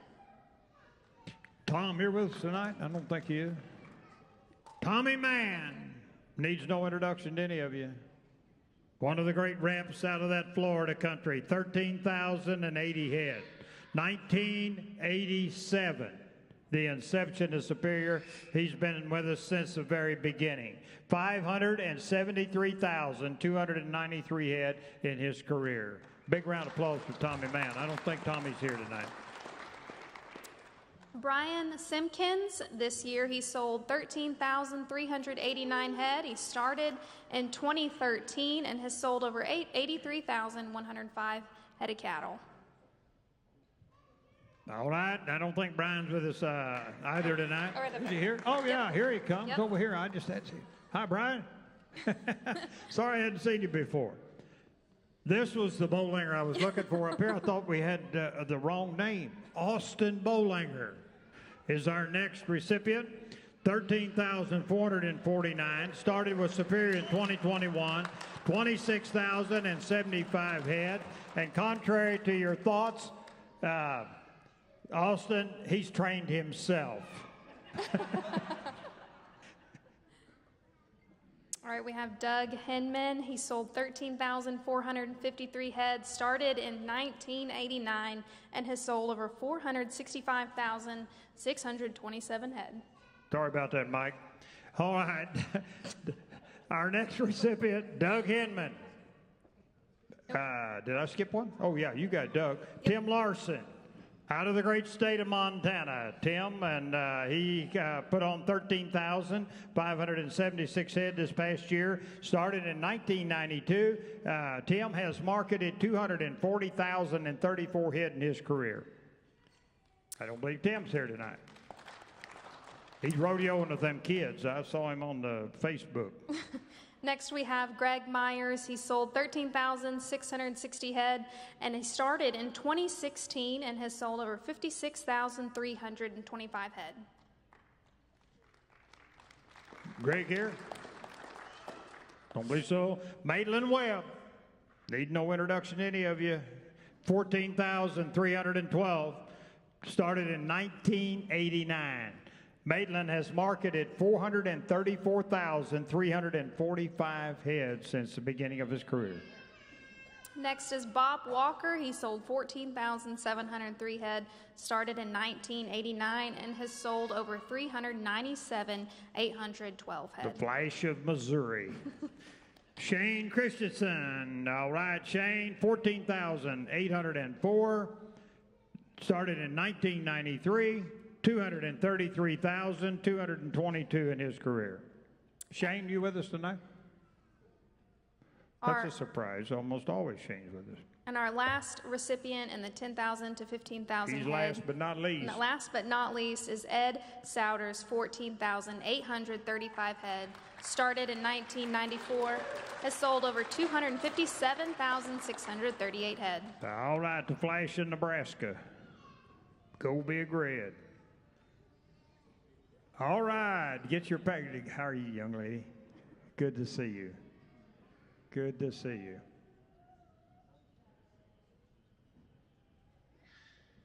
What do we got to do? Take some pictures, and then we'll excuse these, and we'll start on the 15,000 to 20,000 head.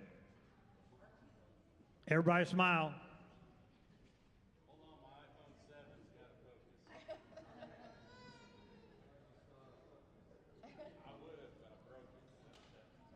One more big round of applause for the 10,000 and over, 10,000 to 15,000 head. Way to go, guys. All right, 15,000 to 20,000 head. We're getting up here in the numbers now. Yep. Our first recipient is Rayburn Smith in 2022. He sold 15,137 head. He started in 1989. And lifetime has sold 645,920 head. And can wrestle an alligator. Sidney Schmidt, head on up here, 15,352. 2021, when he started with Superior, and he sold 18,367 in that short length of time. He's moving forward. We also have Jim Farley, 15,384 head sold in 2022. Oh, yeah. He started in 1988 and has sold over 258,848 head. The Godfather himself. All right. Hey, listen to this one now. Allie Bear, 15,744. Gives me great pleasure. Since 1997, 513,277 head for Allie. Give her a big round of applause. I always love selling cattle for Allie. She appreciates it so much. We have Clay Murray next. He sold 16,705 head. He started in 2011 and has sold over 93,859 head. Aaron Burke.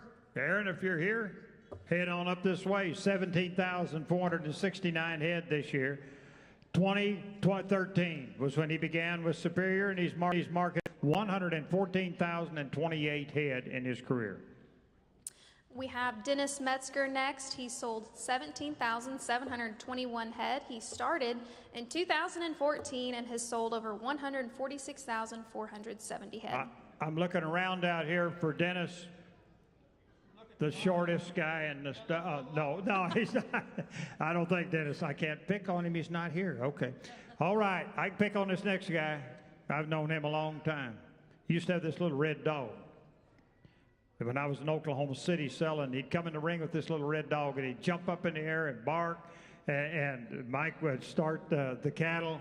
And it was just, I've known him a long time. He's been a great rep, a great friend. Mike Bolanger, get on up here. 18,593 head this year.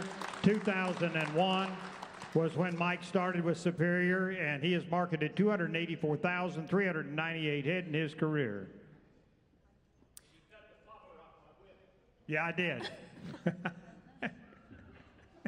Our last rep in this group is Ty D. Cordova, 19,592 head.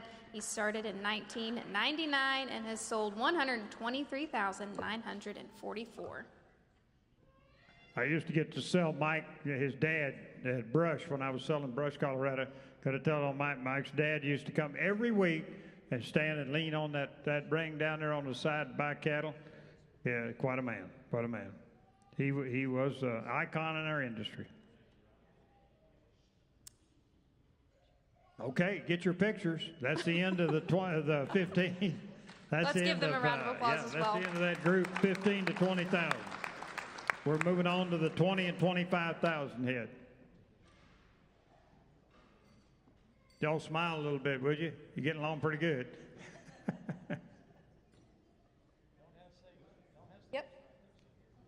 All right, I think we got you. Y'all can exit stage right. Mike, give Cindy a hug for me. You bet you. Take it back. 20 to 25,000 head. Seth Stoddard. Seth, are you here with us? I don't believe so. 21,039 head. Started in 1995. Marketed 577,197 head in his career. Think about that.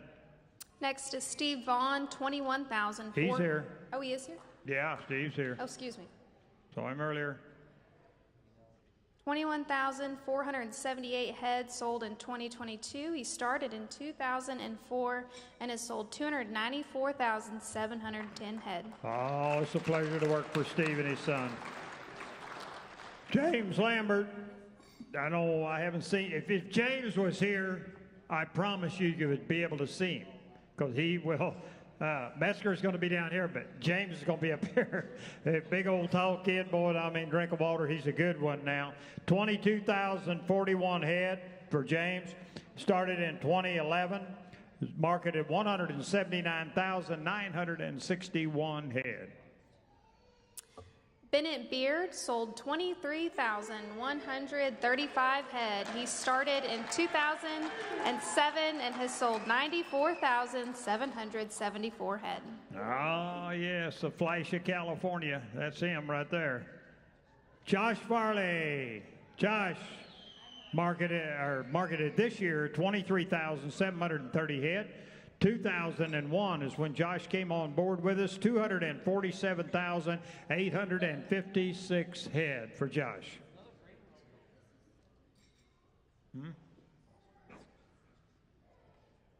Tom Vasca sold 24,000. Vasky. Okay, that's good. 24,372 head in 2022. He started in 2017 and has sold 71,377 head. All right, that wraps up our 20 to 25,000 head recipients. As soon as we get Tom up here. Got one more coming.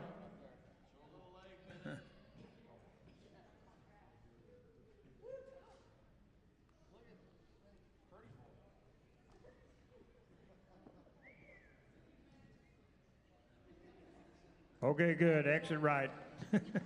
Or left. 25 to 30,000. Our first rep is Mark Freeman in 2022. He sold 25,419 head. He started in 2013 and has sold 184,947 head. I haven't seen Mark. Is Mark here tonight? I don't believe he is. Will Darrett. Will, some of them call it Durrett, some of them call it Durrett. But Will's a big man and he does a great job. Put a lot of cattle on this past year, 25,657 head. He started with Superior in 2010 and he has marketed 114,330 head. Next is Mike Arnold, 27,784 head. He started in 1994 and has sold 160,408 head. Carson Womble, 28,123 head this year, started in 2006, has marketed 145,116 head in his career.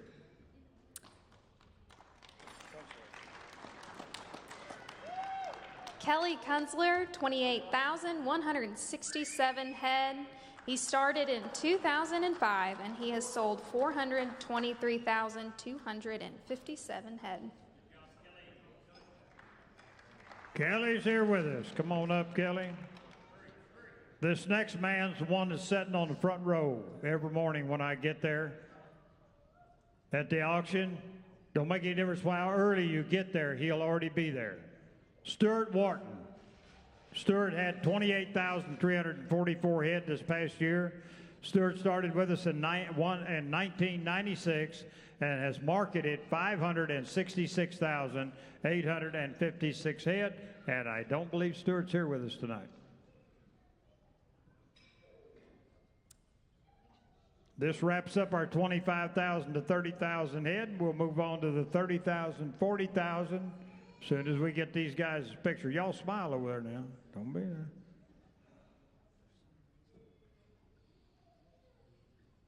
There we go. All right. Thank you.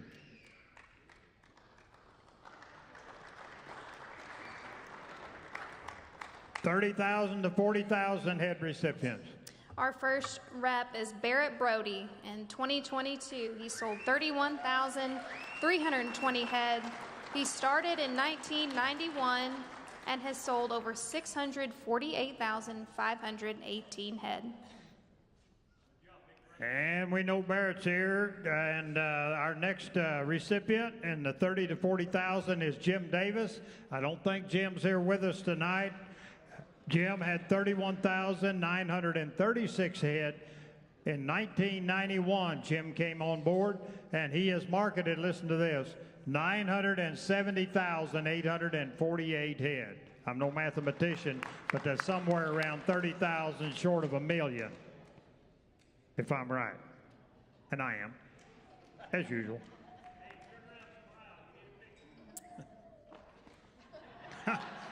There you go. Our next award is going to be 40,000 to 50,000 head, and there is one rep in this category, and it is Will Yeager. He sold 44,047 head in 2022 He started in 2014. Where's and he at? He has sold 131,624 head. Where's Will? Where's Big Will? I see him coming. Yeah, well, he say what?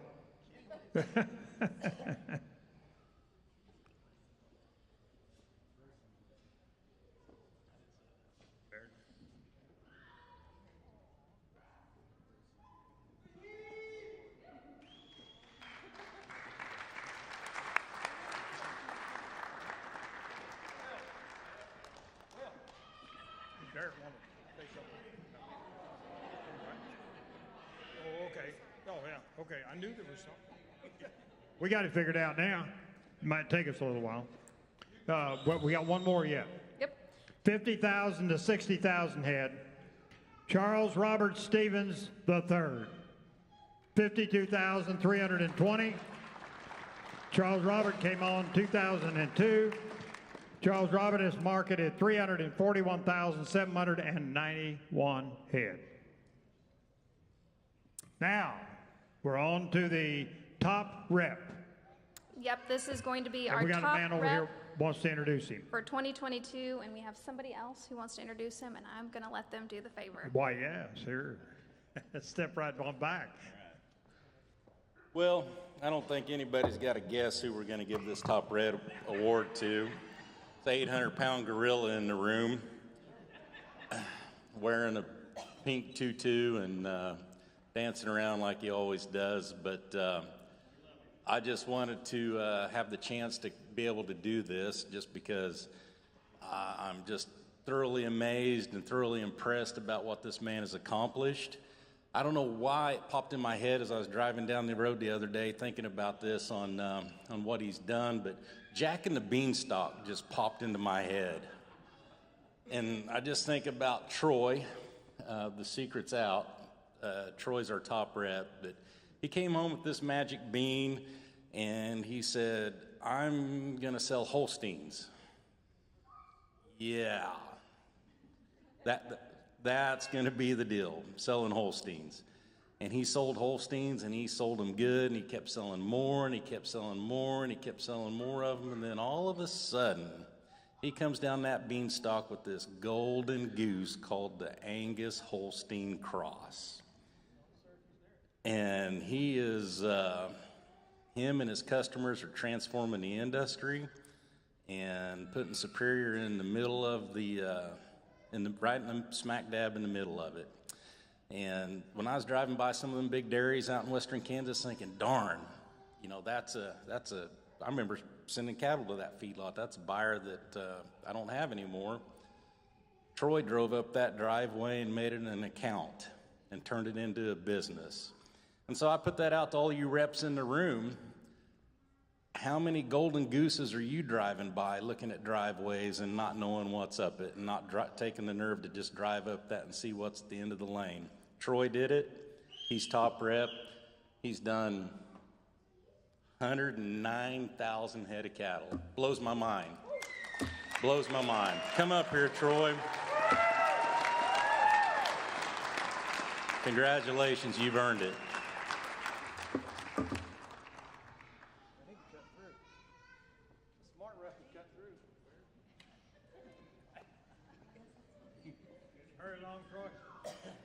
Come on, hurry up, your golden goose is going to leave.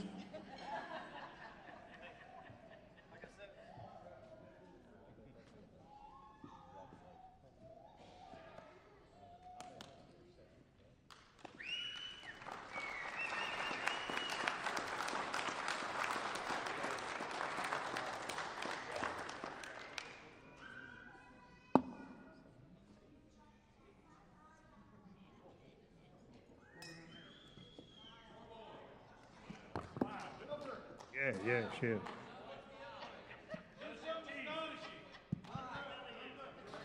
$100,000 head reached by these recipients to follow.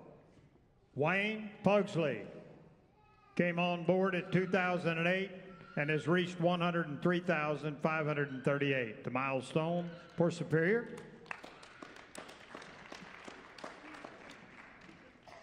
Gene Shipman. He started in 1992 and has sold 104,726 head. Justin Tupper. There's Justin again. 2003 that he came on board and marketed 100,010 37.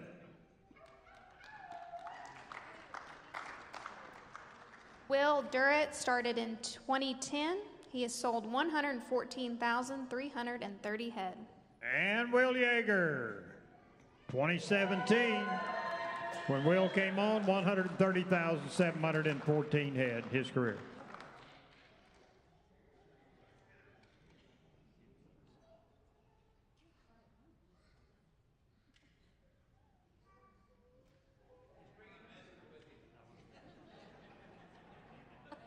Very long, Will.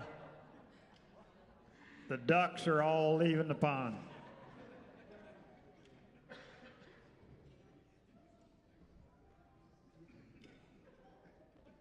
That's the greatest duck hunter you ever seen right there, buddy. If you don't believe me, ask him.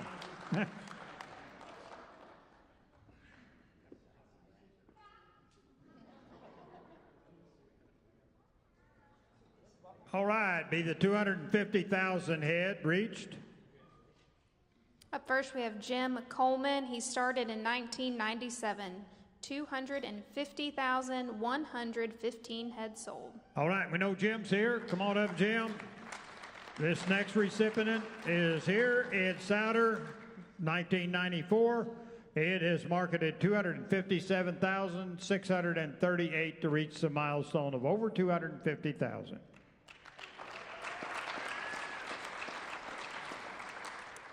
Jim Farley, he started in 1988. He has sold 258,848 head. Here comes Troy again. Troy Schultz started in 2011, and Troy has marketed 288,920 head.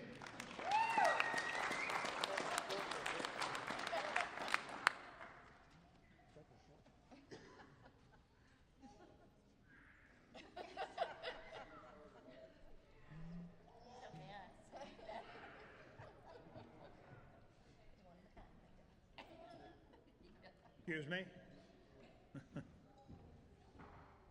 You should.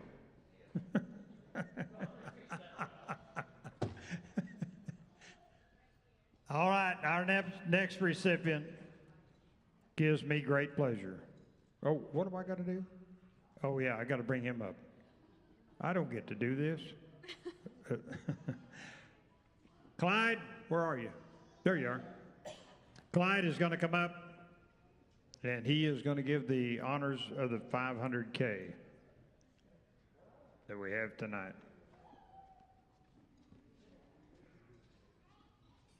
I don't want to steal any of his thunder, so I'm not going to talk until he gets here.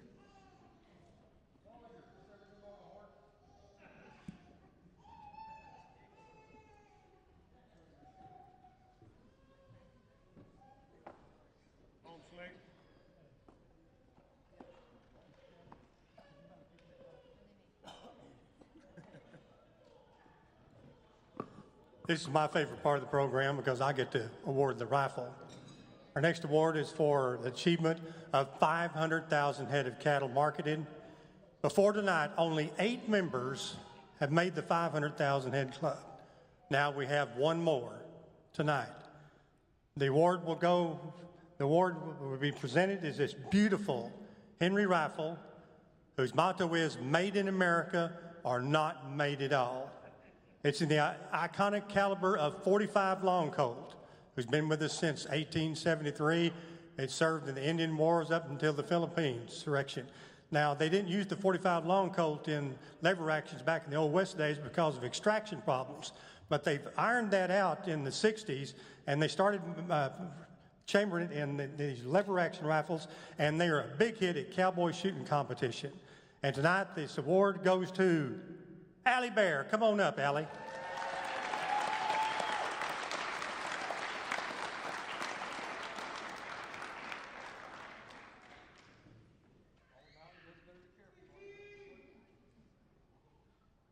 Last year at this time after the awards banquet, Mitch called me up and it says, Clyde, Allie Bear's already calling up and said she's going to make 500,000 heads, so get her gun ready. So I've been working on it all year, and I've got it now. And if you get a chance to look at this rifle, it says over 500,000 heads sold. It's been engraved, and it's a beautiful piece of work. So if you get a chance to look at it, what do you think about that, Allie? Beautiful. There you go. Congratulations to you.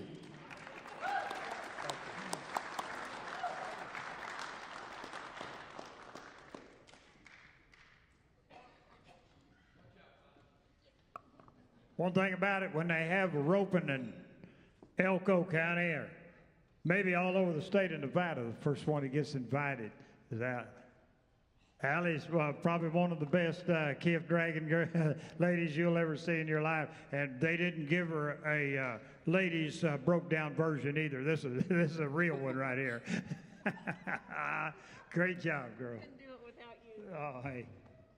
It's been a pleasure. I've had the opportunity to work for Allie for a long time and her customers, and it's always a pleasure to work for someone like her. That is it for our awards presentation. I think we should go ahead and give our reps one more round of applause before we Yeah, end the before night. we do that, there is one thing I'd like to say is that, you know, we stand up here tonight, and I don't have a head count. Don't have a head count in numbers. But we marketed 1,700,000 cattle this last year. I don't know how many is represented in this group that was up here tonight, but there is a tremendous amount of reps scattered across this great country of ours, greatest country on earth, that represent us as Superior. And they go out to these ranchers every week, every day, and they work with them. And maybe they're in an area that doesn't have a lot of cattle. Maybe they don't have, you know, pot loads of cattle, but they go out there for Superior, and maybe they only put on 1,000 or 2,000 or 3,000. We start with 10,000 head. There's a ton of reps out there that we have. I don't know how many total we got scattered across that put on 2, 3, 4, 5, 6, 7,000 up to 9,000 cattle. Didn't get an award tonight, but they're part of the Superior family. They're part of what makes our deal work. They're part of what makes that 1.7 million that we have the opportunity to market, and maybe next year it'll be 2 million. So put your hands together and let's give those reps that didn't get to come up here tonight, that are part of our family, a big round of applause. They deserve it. That's all I got to say. Well, thank you. We already talked about them. Where were you? You must have been. Callie took care. Callie, did you not say enough about the girls? Maybe I didn't say enough. Maybe you didn't say enough. Troy wasn't listening. Well, before we're done tonight, I want to ask a guest to come back up, a special guest we have, Damien. He's going to come back up here, and we have a short little video right before he comes up on stage.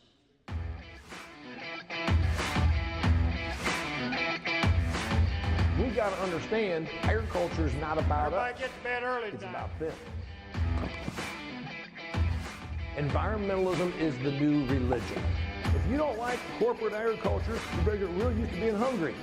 The problem is we've gotten so darn good at making food for so many years that our customers don't really appreciate what we do. Without agriculture, there would be no modern society as it is right now.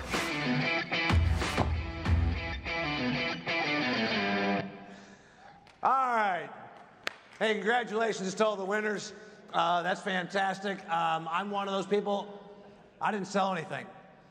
But for those of you that missed today's presentation that I was a part of, not a lot of you were there. I hard-timed my buddy Troy quite a bit, really, and I feel bad. Hey, you know what? I worked really hard to get here, so I don't really want to talk over you. Let's be quiet. Anyway, Troy, I got to tell you, you're like a big-time deal. I didn't know that. I bumped into him in the hallway, and I told him that I thought he was kind of a dumbass, and the whole thing. And a bunch of his pals were standing around out there, and they said, he must know you. And I'm like, no, you just exude dumbassedness. And I'm like, but here's the thing. He's amazing at this. He's like the Forrest Gump of selling stuff. He doesn't know why he's good. He's just good at it. And I got to tell you, the more I get to know Troy, and after I picked on him, I feel a little bit bad about this. He's made all this money because he did something all you cowboy hat beef people won't do. He went the dairy route. And guess what? I'm a dairy farm kid. You didn't know that unless you were at the session today. I'm a dairy farm kid. And I got to tell you, I've never liked the fact that there's all this competition between beef people and dairy people. I know that you guys in your cowboy hats and your cowboy boots and all this stuff, picking on us dairy guys. I think we should all just admit there's no reason for beef and dairy people to pick on each other when we really know horse people are the stupid ones that need picked on. And I know that there's people in here that ride horses, but I'm just going to go ahead and tell you my thoughts on the horse thing right off the bat. I have cowboy boots, 3 pairs. I own 300 acres of land in Indiana. I own a house in Arizona. I go out west. I like big sky country. I love these murals, things like that. But all in my travels, I do this for a living. All over the country I go around and people say, hey, you're a farm boy. You have horses on your farm? And I always answer this question the exact same way. I say, good God, no, do I look stupid? I don't do equine. I'm not into horses. I got a brother. I got a lot of brothers, but I got one brother who has horses. He works for the United States Department of Agriculture. Not a fair statement. He's employed by the United States Department of Agriculture. Now, some of you didn't get that, but I'll go ahead and slow down here. It's interesting, whenever you make a crack about the United States Department of Agriculture at an ag event, people they want to laugh, but they're not sure, so they look around. Let me just tell you something. We can insult the government employees. It's after 4 p.m. They're not here. So my brother, the USDA guy, married a horse woman.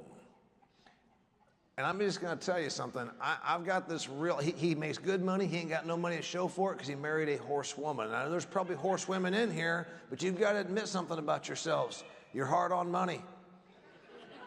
I spoke at the FFA convention for Wyoming last year. I was in front of 1,000 of those FFA kids in their blue and yellow jackets, and I told those FFA kids the 2 best things I've learned in my 50 years on earth. I said, kids, you can have one of 2 things in life. You can have money or you can have horses. You'll never have both. And then I said, now I'm out here looking at this crowd of 1,000 kids, and I know that we got about 500 of you kids or boys, and you're looking at those girls right there in their cowgirl boots and their little FFA jackets, and you're kind of getting a gleam in your eye. Let me just tell you something.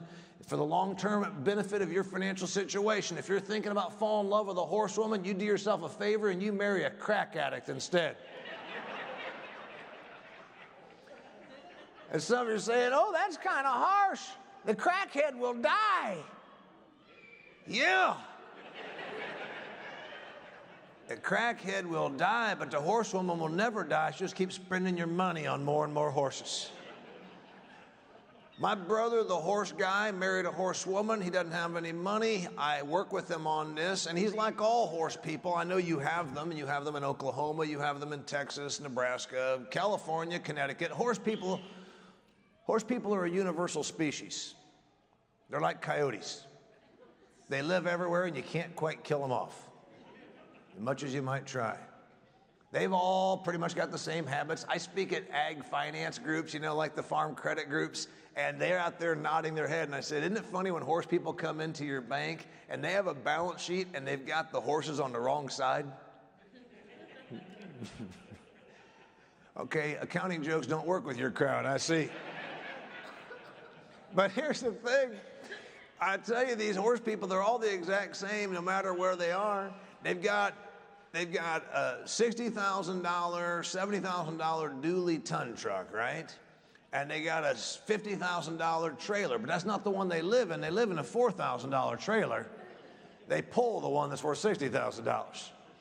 I told my horse brother several years ago, I said, if you want to, because it's always funny, I said, you got 21 registered paint horses? Yeah. I said, well, you got so many horses. Well, we're trying to sell them, but nobody will pay us what we're asking. Huh? Got a degree in agricultural economics here, big brother. I can help you out. Maybe you're asking more than they're worth. He says, well, what do you think they're worth? You guys are all in the auction business. I said, well, how much do they weigh? Take it times 30 cents, and that's what those horses are worth. Minus trucking to Canada, of course. I told my big brother, the horse guy, I said, you know what, if you want to make money on horses, you've got to learn from the horse racing people. He says, what are you talking about? I said, you got to learn from the horse racing people if you want to make money on equine. He says, how do you mean that? And I said, well, you get yourself a huge insurance policy and let me burn your barn down for you. That's how you make money on horses. All right, now I've probably already offended all the horse people, so I'm going to go one further. You know what's interesting is how those kids can scream all night and somehow nobody notices but me.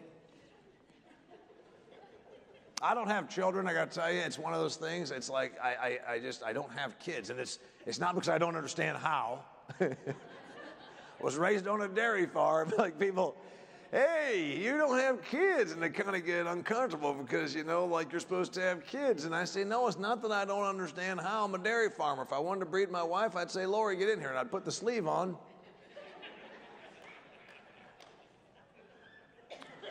So I used to think that horse people were the most screwed up of all of the rural types. And then I started hanging around show steer people.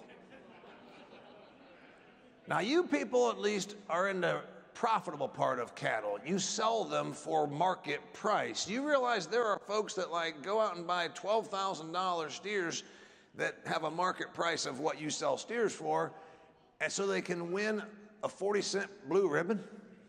This whole thing is foreign to me. I like to make money. If I'm in agriculture, I like to make money. And I didn't understand this till about 15 years ago. A friend of mine, he lived in an old farmhouse, no air conditioning upstairs. His kids were in 90-degree bedrooms all night, but he had an air-conditioned room for his cows so they could grow long hair so he could go to shows and comb their hair around. Give them comb-overs, for God's sakes.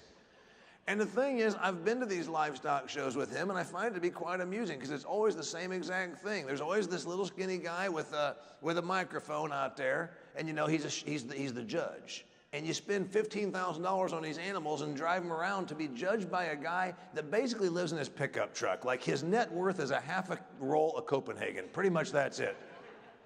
And the thing is always the same. I took livestock judging. Hey, I'm going to go ahead and lead this class of Maine Anjous off right here. Nice looking group of steers. This #1 steer right here, really solid through the hooks and the pins. Got real nice depth of character through there, nice depth of frame, real good strong cannon bone. Really nice looking animal. This #2 steer actually sucks. This #2 steer shouldn't even be in the class. But last night, I slept with that boy's mother in my livestock trailer.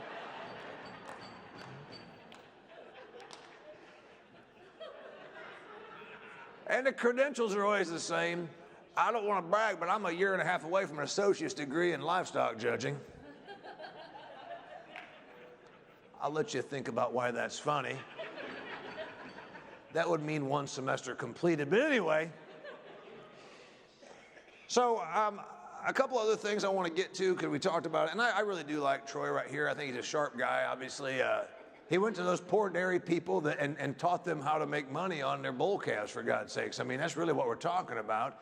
Up until he came along, they do veal. And let me just tell you, I'm from Northeast Indiana. We got a lot of dairy farms. I rent my farm ground to a dairyman. I am a former dairyman. It's funny how the consumer, and I talked about this today during my session, we always say in ag, we're going to educate our consumer. Good luck. Good luck. There's 3 veal barns across the road from our property. A decade ago, a buddy of mine pulls in from Indianapolis with his girlfriend from the city, and we're sitting on the pier of my pond drinking beer, and she says, what's that smell? I said, that's veal. Those are veal barns across the road. And she said, I'm opposed to veal. It's inhumane the way they treat those sheep. We're going to educate the consumer, and they're not even on the right species, ladies and gentlemen, just so you understand what we're up against. So I told you about God Made a Farmer. I got a couple of notes here, things I want to make sure I got to. And I want to make sure that you understand it's not just vegetarians that I pick on. It's actually all people that decide they live in the world of plenty where we have amazing amounts of groceries and somehow they have special needs. And I'm not talking about real special needs. I'm talking about made-up special needs, right? It began with lactose. I like milk. I can't drink milk. I'm lactose intolerant. No, you're not. You're just you're just a pain in the ass. And then after lactose came gluten, right? Started about 10 years ago. Everybody decided it was trendy to have a gluten intolerance. There's a thing called celiac disease. 0.7%. Did you hear what I just said? 0.7% of the population has celiac disease, which they actually cannot digest gluten. Gluten is a protein found in 3 cereal grains. 0.7% of the population has a problem with this. 35% of Americans profess to being gluten intolerant. Again, no, you're not. You're just what we scientifically call a pain in the ass. All your friends want pizza, and you want attention. That's what it comes down to. I can't eat gluten. Gluten makes me sick. I'm gluten intolerant. No, you're not. You're not at all. You know what? I spoke at a wheat conference about 6 or 8 years ago when this whole gluten thing was taken off. And I said, let me just tell you something. There's no such thing as gluten intolerance. There's just a thing called evolution. If spaghetti kills you, maybe society does not require your genetics. It's just as simple as that. Your people are in the livestock business. You would not breed some of these humans, right? You would not keep them as replacement heifers, now would you? Exactly. Troy knows this. Some people should just absolutely be called out of the herd and sent to the sale barn, or maybe behind the barn, be done with them. Here's the thing. It's not just the lactose. It's not just the gluten. Now it's moved on. Everybody has to have a special food problem, right? Peanuts, for God's sakes. I love peanuts. I eat them when I drink beer.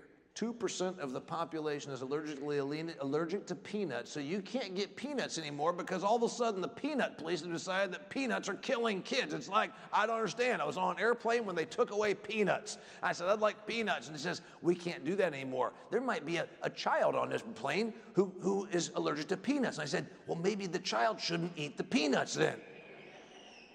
You know? I don't get poison ivy, you do. Can I still walk in the woods? It's not a problem, right? Here's the thing.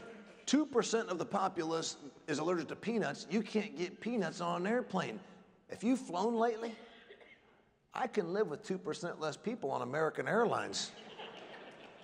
Be more room for my overhead, more leg room. So dig this. I made that crack not too long ago in front of an audience. I was standing in the back of the room selling books. A woman waited in line to come back and yell at me. And she says, I just wanted you to know I do not appreciate your humor. My little boy is allergic to peanuts. And if my little boy would ingest peanuts, he might swell up and die. I said, lady, I was being funny. I don't want your little boy to die. I said, now you on the other hand. Why don't you have a handful of peanuts?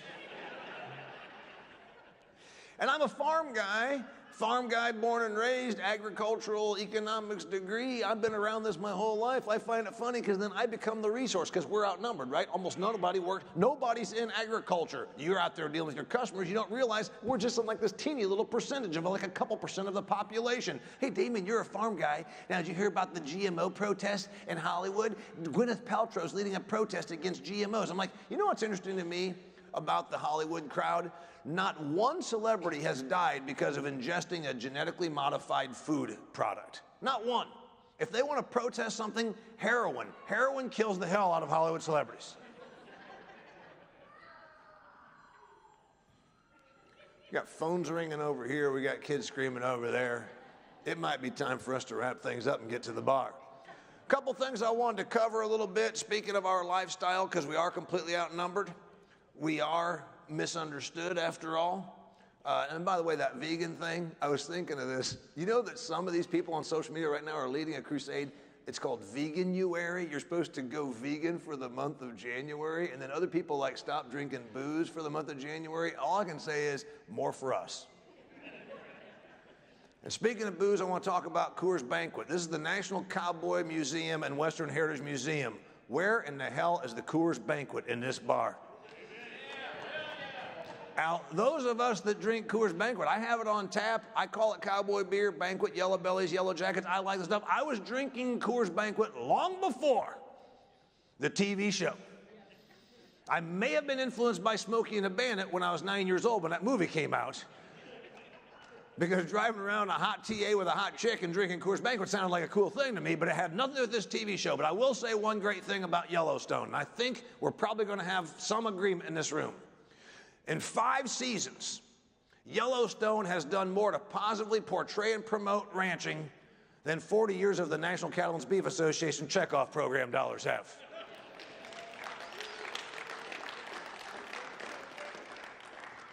You can't say that at the NCBA conference. All right, we're going to close out here and let you guys get to the bar and have fun and visit with one another. I might have a beer with you. I might have 2 beers with you. I gave a book to my friend Troy today, and then I took it away because somebody came up, Jim, that got one of the awards, offered to pay me for it. And so I took the book away from him that I gave him because I figured I'd get $20 for it. And that sounds just like something that a cattle broker would do, doesn't it, right there? But I got another book, and these are not as in demand, so that's why I'm going to give this to you. This to my friend Troy, would you? A couple of things that I know he can't read. That's why I went to the more simplistic book. All right, speaking of simple, I say you got to keep things simple. Now, I told the crowd this today that we in agriculture have gotten this wrong for most of our existence. We go and tell the consumer how stupid the Tufts University study that says Lucky Charms are healthier than steak is. And then we use the science. Consumers don't understand science. They don't understand economics. You've got to keep things very simple for the American consumer. So about 12, 13 years ago, I came up with a slogan. I make it very, very simple. Agriculture, because starvation sucks. This has resonated. Thank you. I knew you wanted to applaud for that. There you go. So I made up these stickers, and I don't sell them anymore. I don't even take them around anymore because I kind of just got past it because it's 12 years old. But just for fun, I did bring a whole stack of stickers like this, and I'm going to give them to you. I'll be over at the bar afterwards, and I'll give you one of these. Actually, that sticker was such a hit, I made up another sticker a couple years after that. If you eat it, drink it, or smoke it, agriculture produced it. And these were a pretty big hit because they came out in 2014, the very year that Colorado was the first in the nation. I did a gig in Colorado right after they legalized, and these things flew off the table. I mean, it was something. So last little thought I got for you before I go over there and hand out stickers to you all is I appreciate you having me. I really, really do. I've been here all day, and I told you about show steers. I told you about horses. I talked about vegetarians. I talked about everything else that's annoyed me. And I talked about Troy. No, you're good, Troy. You're a little bit of an attention hound, but you're good. Otherwise, you're... It's interesting. You know what? Whatever drives you, Troy. I see what makes you successful is you like to be up here on stage. I'm going to hand out stickers right over there. I do very much appreciate you having me as part of this. And I think that one thing that's really kind of cool is the business that we're in. There's hardly anybody that understands this. When you go and tell people what you do, they don't fully get it unless they're in the business of agriculture. So what's neat is we are a very small, and I heard people talk about family and all that, but we are a small group. I think the important thing is that when we talk about, we're going to educate the consumer, I'm not sure they get it, I'm not sure they care, but you know what? You can always tell them what you do and the important role that you have because it is a pretty important role. And that's the thing I left with our audience today. I said, listen, there's 900 million farmland acres in the United States of America. Only about 360, 370 million of it, about 40 to 44% of it is in crops. The rest of it is in range. And that's not counting the BLM grant and the federal grant land. You know what? The role that the cattle that you sell serve in managing an ecosystem and converting cellulosic fiber into human consumption is a vital role. Make sure that you never let people tell you that you are in a bad for the environment industry because cow farts and cow burps and all that nonsense. We are in a land management business that also takes unusable land and turns it into delicious and nutritious food. So don't ever forget that role that you play. All right, thanks so much for having me. Have a good night. There you go. Yeah, we'll do questions over there, Troy. Come on. Oh, now Troy's wanting me to be part of the family. You want to be part of it? Yes. Beers on Damien. Okay. Come on in, Cal. Oh, Thank you all so much for coming. Be sure and join us back at the Embassy Suites tomorrow. It's for Superior Sunrise at 7:30 and the auction to follow right behind it at 8. We look forward to seeing you all there. Thank you.